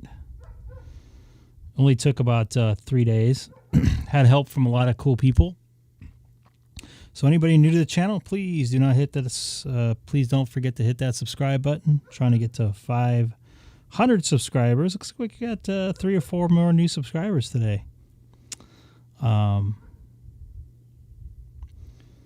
Mainly have this going so people can hear themselves, and you can watch me fumble through ham radio and menus and everything like that. Had a lot of cool people out there helping me, including Bill that's on with me right now, N6UTD, out there in Redlands. This is firing up. Do. The modem selection selected has been updated. Please reselect your modem from list. Alpha. I don't know what the deal is with that.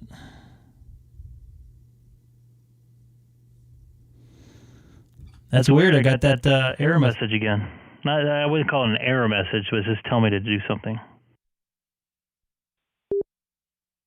Yeah, I heard that. I saw that. So I don't know, but I can tell you where to change whatever you need to change so you can get the XRF reflector.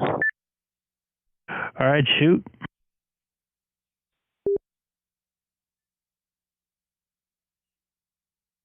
So click on Expert.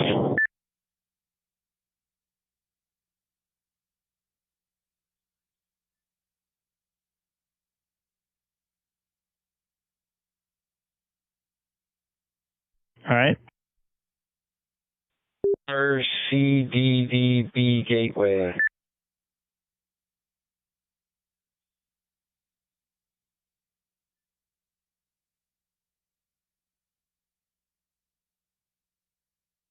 Say that again. I keyed over you. IRCDDB gateway.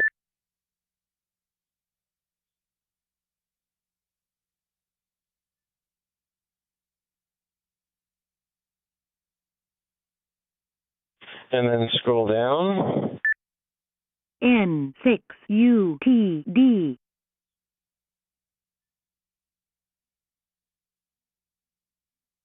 to IRCDDB hostname.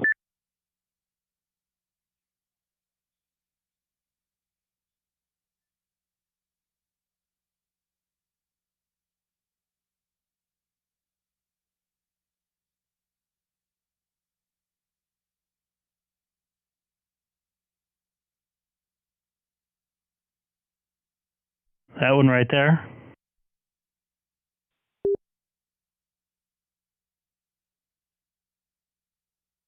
Oh, interesting. So I haven't updated my Raspberry Pi lately, and mine says IRCDDB hostname with no number after it. I'm going to hold on making this change because I finally got this thing working the way I want to work, if you know what I mean.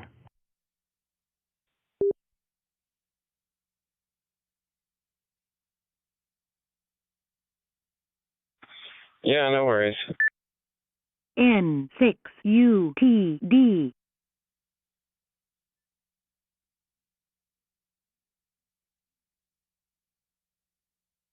And I didn't realize the echo and everything work with this hotspot. It's pretty cool stuff. Information for. I keyed over you again. Sorry, man. No problem.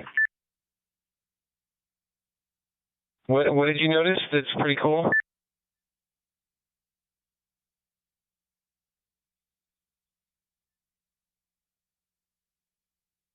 I don't know. I just spaced out. Sorry. I'm taking some medication, so I'm not well with it right now.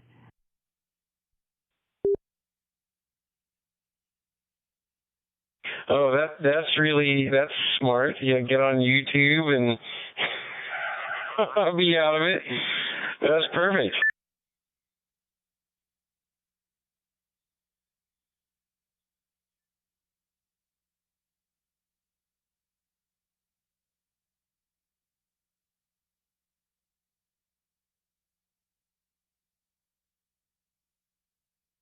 The other night, I think I fell asleep like 7:30.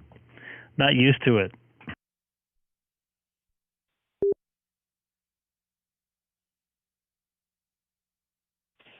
Yeah, that'll happen. And I talked to Richard, what's his name?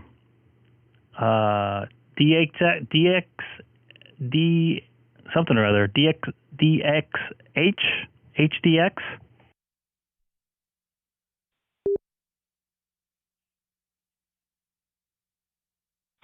So that's two different people. So Richard is N6DXN and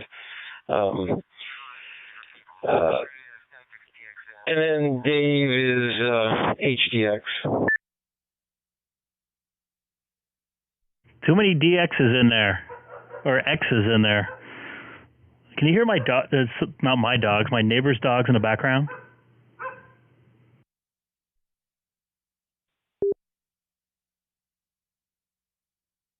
Oh yeah, I can. That's pretty funny. I think PHX is going to do the Bozonet, on Sunday night again. And Kevin York is still out there? Yeah, if it's been 2 weeks. I think he's set up to do it every 2 weeks.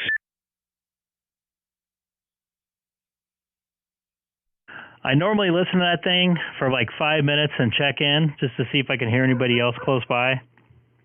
But that week that he did it, I listened to the whole thing. I was wondering what he was going to say next. And it was really funny. I think there's more people watching that week. Probably. Yeah. Probably. He's a great guy. I think I met him at the Pat had a get-together at his house for Bozonet people probably like 5 years ago. And I think he was there. It was like this time of year, I think, too. He had a really nice spread out there and everything. They were taking tests or doing tests for, like extra and generals, stuff like that. So pretty cool stuff.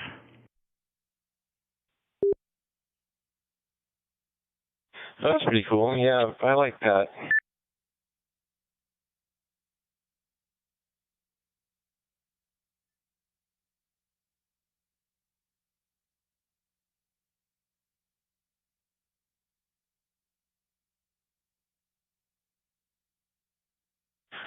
So yeah, I'll take a second here. I'll shoot you over. Well, I'm trying to think. Let me look and see where I got this information from here. 1 second.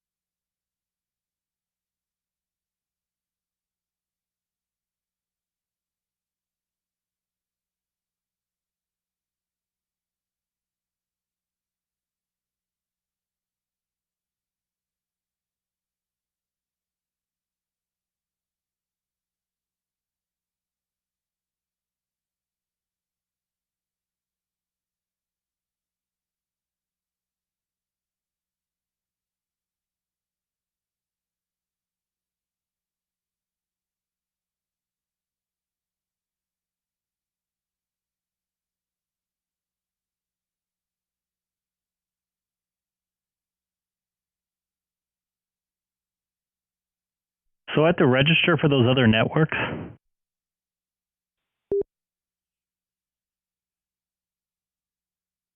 No, just put this information in that spot, and that allows you to use the QuadNet array and then all the other networks. You don't have to do any registering. So would I have to use your call letters there for the password?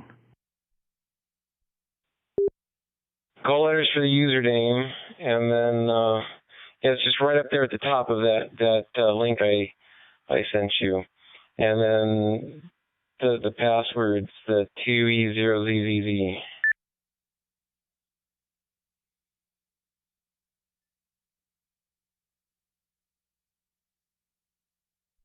Guess I can put this online here.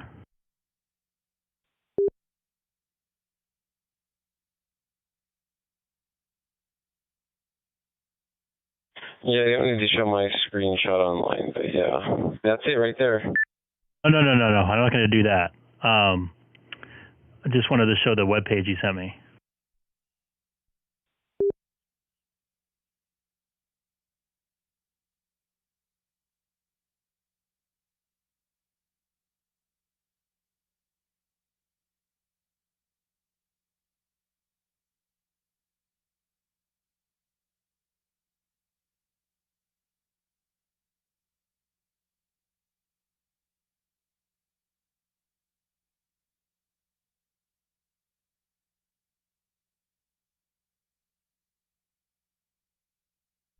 I see. We're just hooking up to a different network that has more reflectors hooked up into it, right?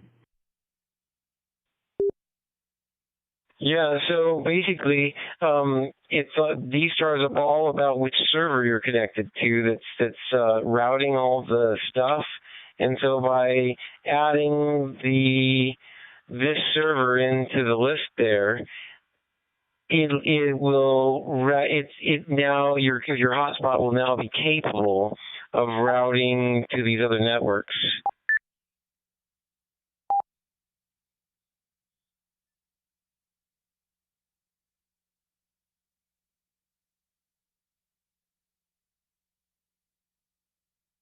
And right now it's not, correct? Correct. Yeah. So if you were to go back to that same screen there, you would see that it's connecting to a different server. So you might take a screenshot of that so you can go back to that setting if you ever want. But I think that you'll find that switching to this setting will enhance your abilities.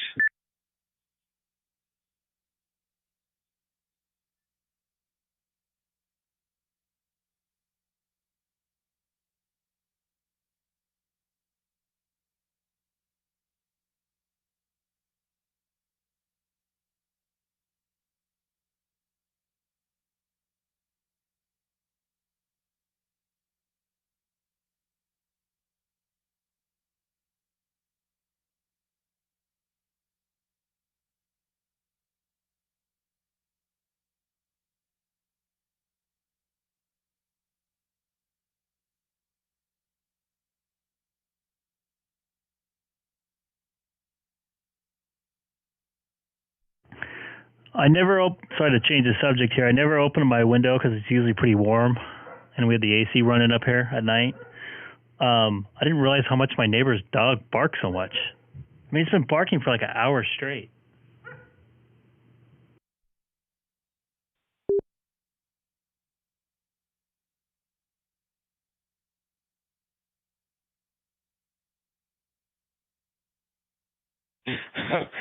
I wonder what your neighbor would think if you got his dog one of those training collars, a bark training collar.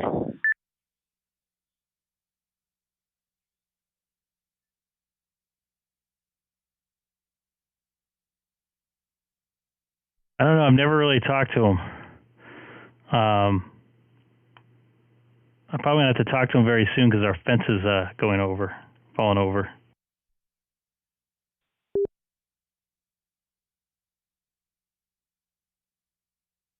Oh yeah, someone's either going to have to fix it, or I guess you'll have to go in halves on a new one. I'll do a brick wall so I don't ever have to do it again.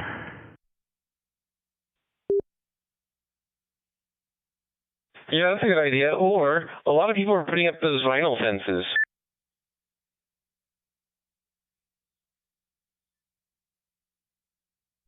I'm worried about that falling over in the wind. We get some pretty gnarly wind. Actually, you probably do in your neck of the woods too. So I'm probably just going to do a block wall. Because like half of our neighbor's yard is a block wall. I don't know why they didn't finish it when they did the house.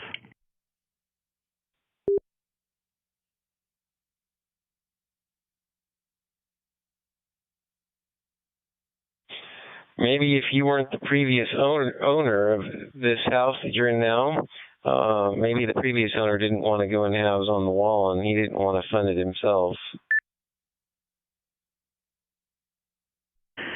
They are pretty expensive, and I'm getting word that N3 EPA out in I believe he's in Ohio right now. He's lurking. He's not sandbagging. He's lurking.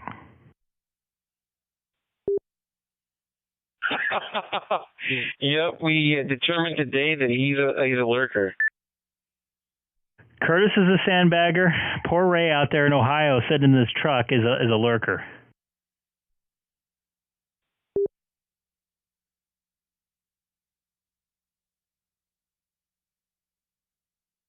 I've been laughing about that all day. N3 EPA.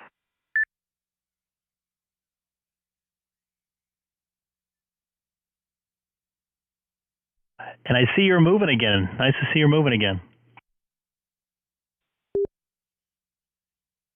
Yes, sir. After $550 worth of fuel, 140 gallons worth. So is it double the price in California? Would it be $1,000?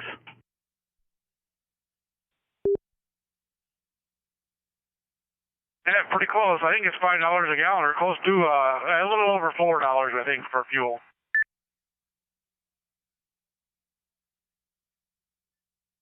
And what did you pay a gallon right now? And what you said you were in Eastern Ohio?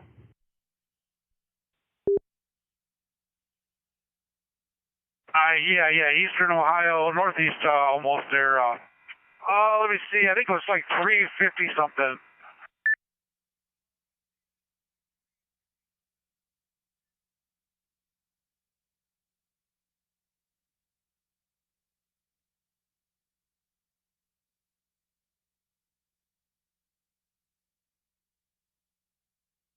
None of which comes out of my pocket. The company pays for all of it. It's pretty much the same for me. When I leave my house, when I'm on a road trip, I don't pay for anything. Unless I want to go out to like a special dinner or something like that. I get per diem and they pay for my parking and all that stuff. So I feel ya. But still, I don't know, man. That's a lot of money for fuel.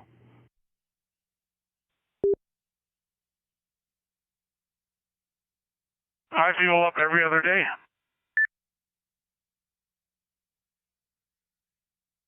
I get gas once every 6 months. I have a Chevy Volt that I'm close enough. I can I have enough range in my electric car that I can plug in either at work or I got a level 2 charger in my garage. So I'm lucky enough I don't have to get gas that often.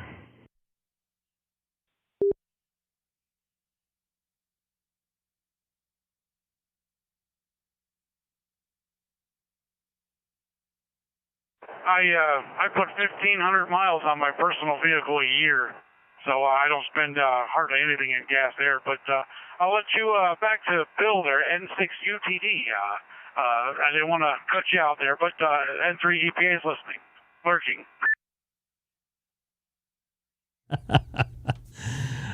Oh, we got a lurker and a sandbagger. Hey, no worries there, Ray. Just chilling, having fun, playing DStar here with Greg and now you.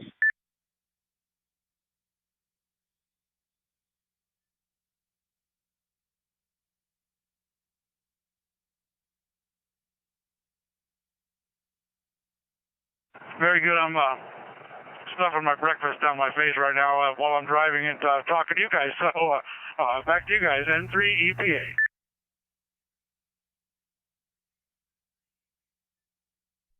Breakfast? It's 11:30, or did you just wake up a couple hours ago?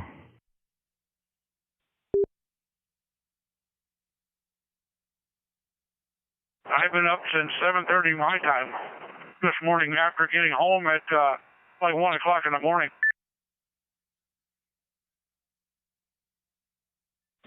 So what are you having for breakfast? A sausage, egg, and cheese sandwich and a thing of orange juice.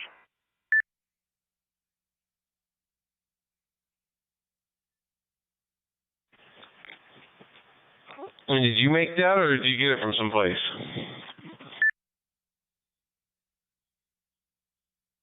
I usually make it in the truck. I bought this one, but I have an air fryer. I've got egg beaters in the truck. I got sausage patties, hash browns, microwave, all kinds of good stuff.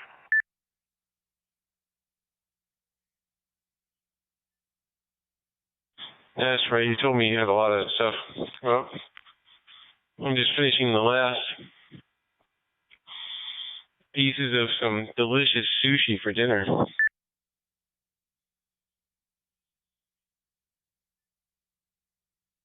I'd be throwing it in the microwave.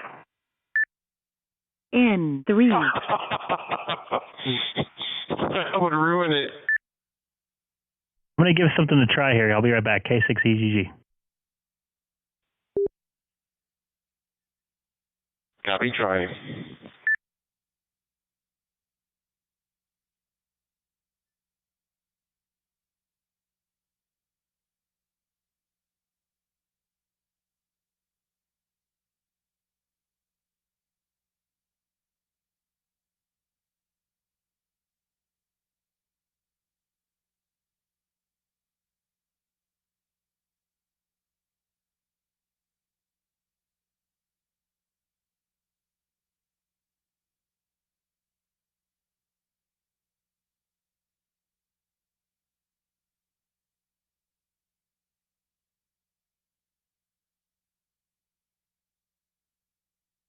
trying to connect to my hotspot here on my phone, and it's not doing it for some reason.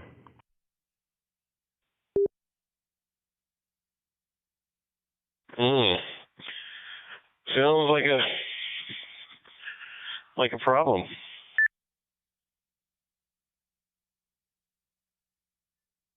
It's going to be my next hurdle.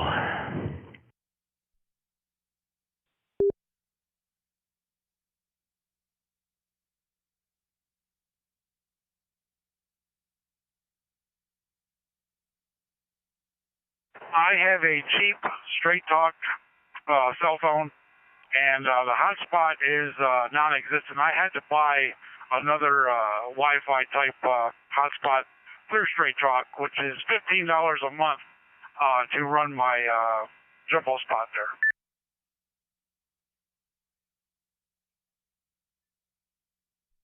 So you said your phone was not working? My phone doesn't have a hotspot on it. I had to buy a separate piece that's kind of like another phone service.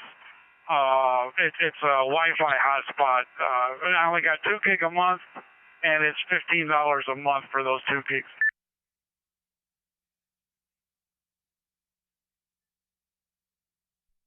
I copy. I think I have like 15 gigs on my... I just changed to Verizon like 2 days ago. I had AT&T only because I was an AT&T employee, but I lost the discount they had. It was only 25... I got like 50% discount, 2 phones. But I went back to Verizon because their service sucked.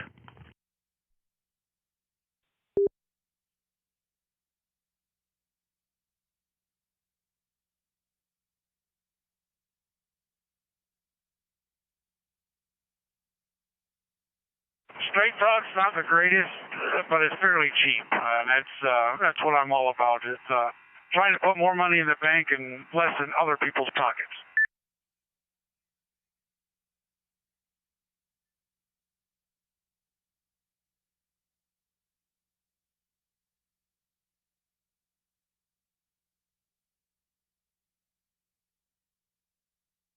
Hey man, if it works, we're talking to each other and you're rolling down the road, it looks like.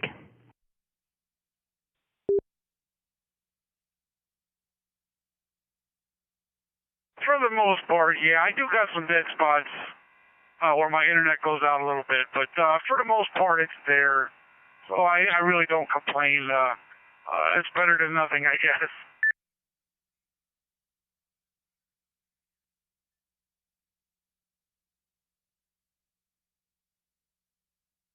Who do you buy your hotspot service through? Straight talk. N3EPA.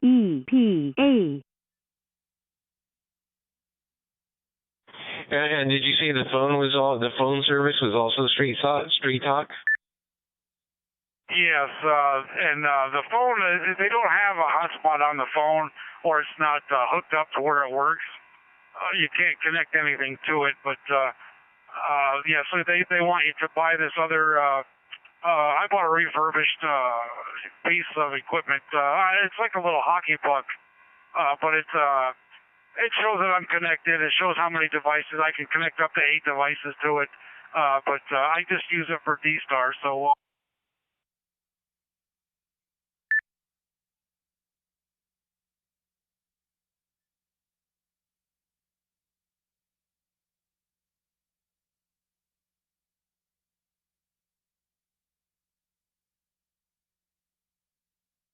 I think you just dropped out there, pal.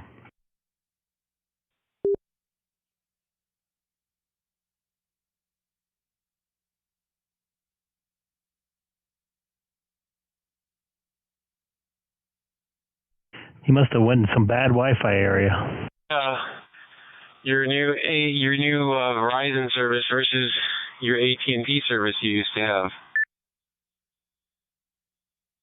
I'm sorry, I keyed over the front part of what you just asked. Say that again.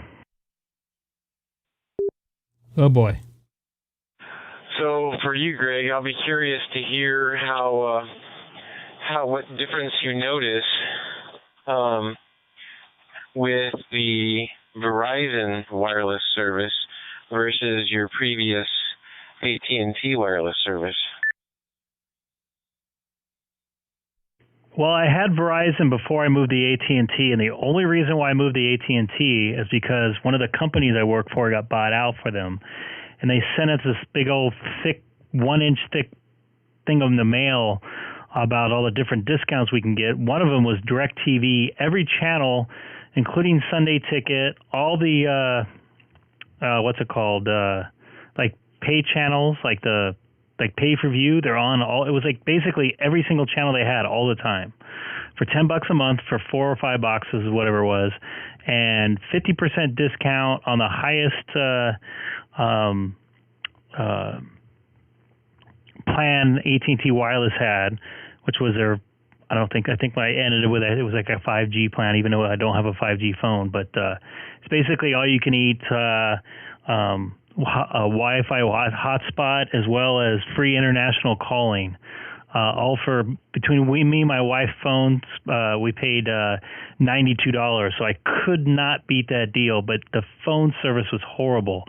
I was not able to make phone calls in the Chino Hills area.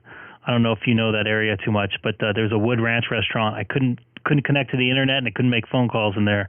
And I left the Verizon store, went straight to the Wood Ranch restaurant, and I was able to get Wi-Fi in there without a problem.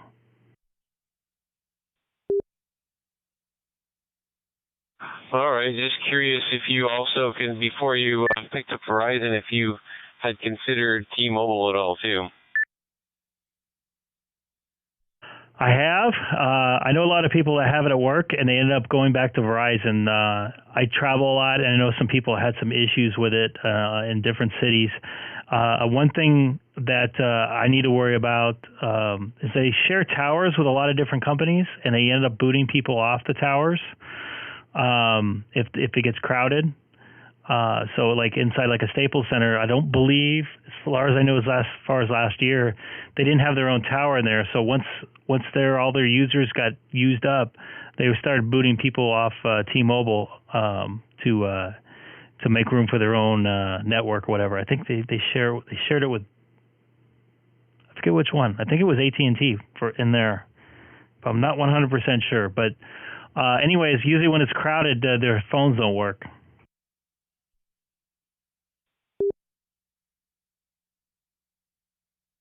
Yeah, that's the way it is for any large concentration venue. Yeah, if there's no dedicated tower or something for it, then you have to connect to the surrounding towers, and they get full quick, and then whatever, people's phones aren't going to work. But okay, that's great. Check. Verizon has their own tower in the Staples Center. Did not know that. That's handy. They actually have 15 mini towers in there, and I think each tower can handle up to close to 900 people.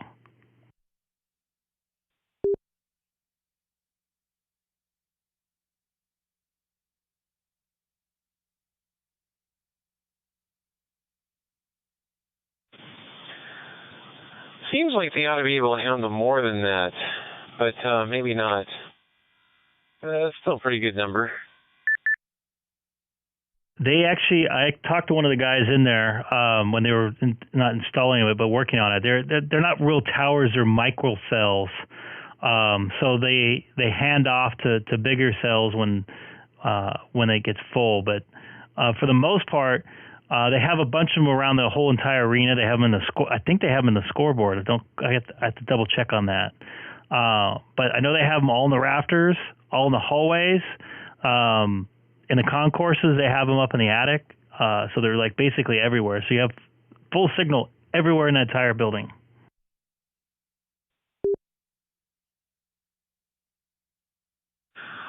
Well, right on. That's good that you have the good coverage now. So you're enjoying better coverage now then.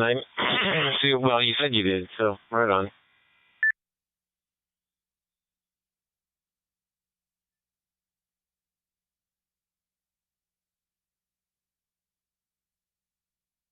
Yeah, it's pretty good stuff with Verizon. I was pretty happy with them, but they were just expensive. But you know what? I'd rather have my phone work, to be honest with you. So, anyways, I think I'm going to call tonight. I'm going to get off the stream for a little bit, and then I'm going to mess with the radio for a few minutes. And then I'm going to meet up with Denny K6EGG down in Chino at Flo's Airport Cafe. So, Ray, you drive safe, sir, and don't choke on your egg sandwich there. And Bill, thanks again for your help as always. I'm glad I got this thing all working. You guys have a good evening. I'm signing off for tonight. This is Greg, K6EGG from the city of Chino, and also on YouTube. If you type in my call letters, K6EGG.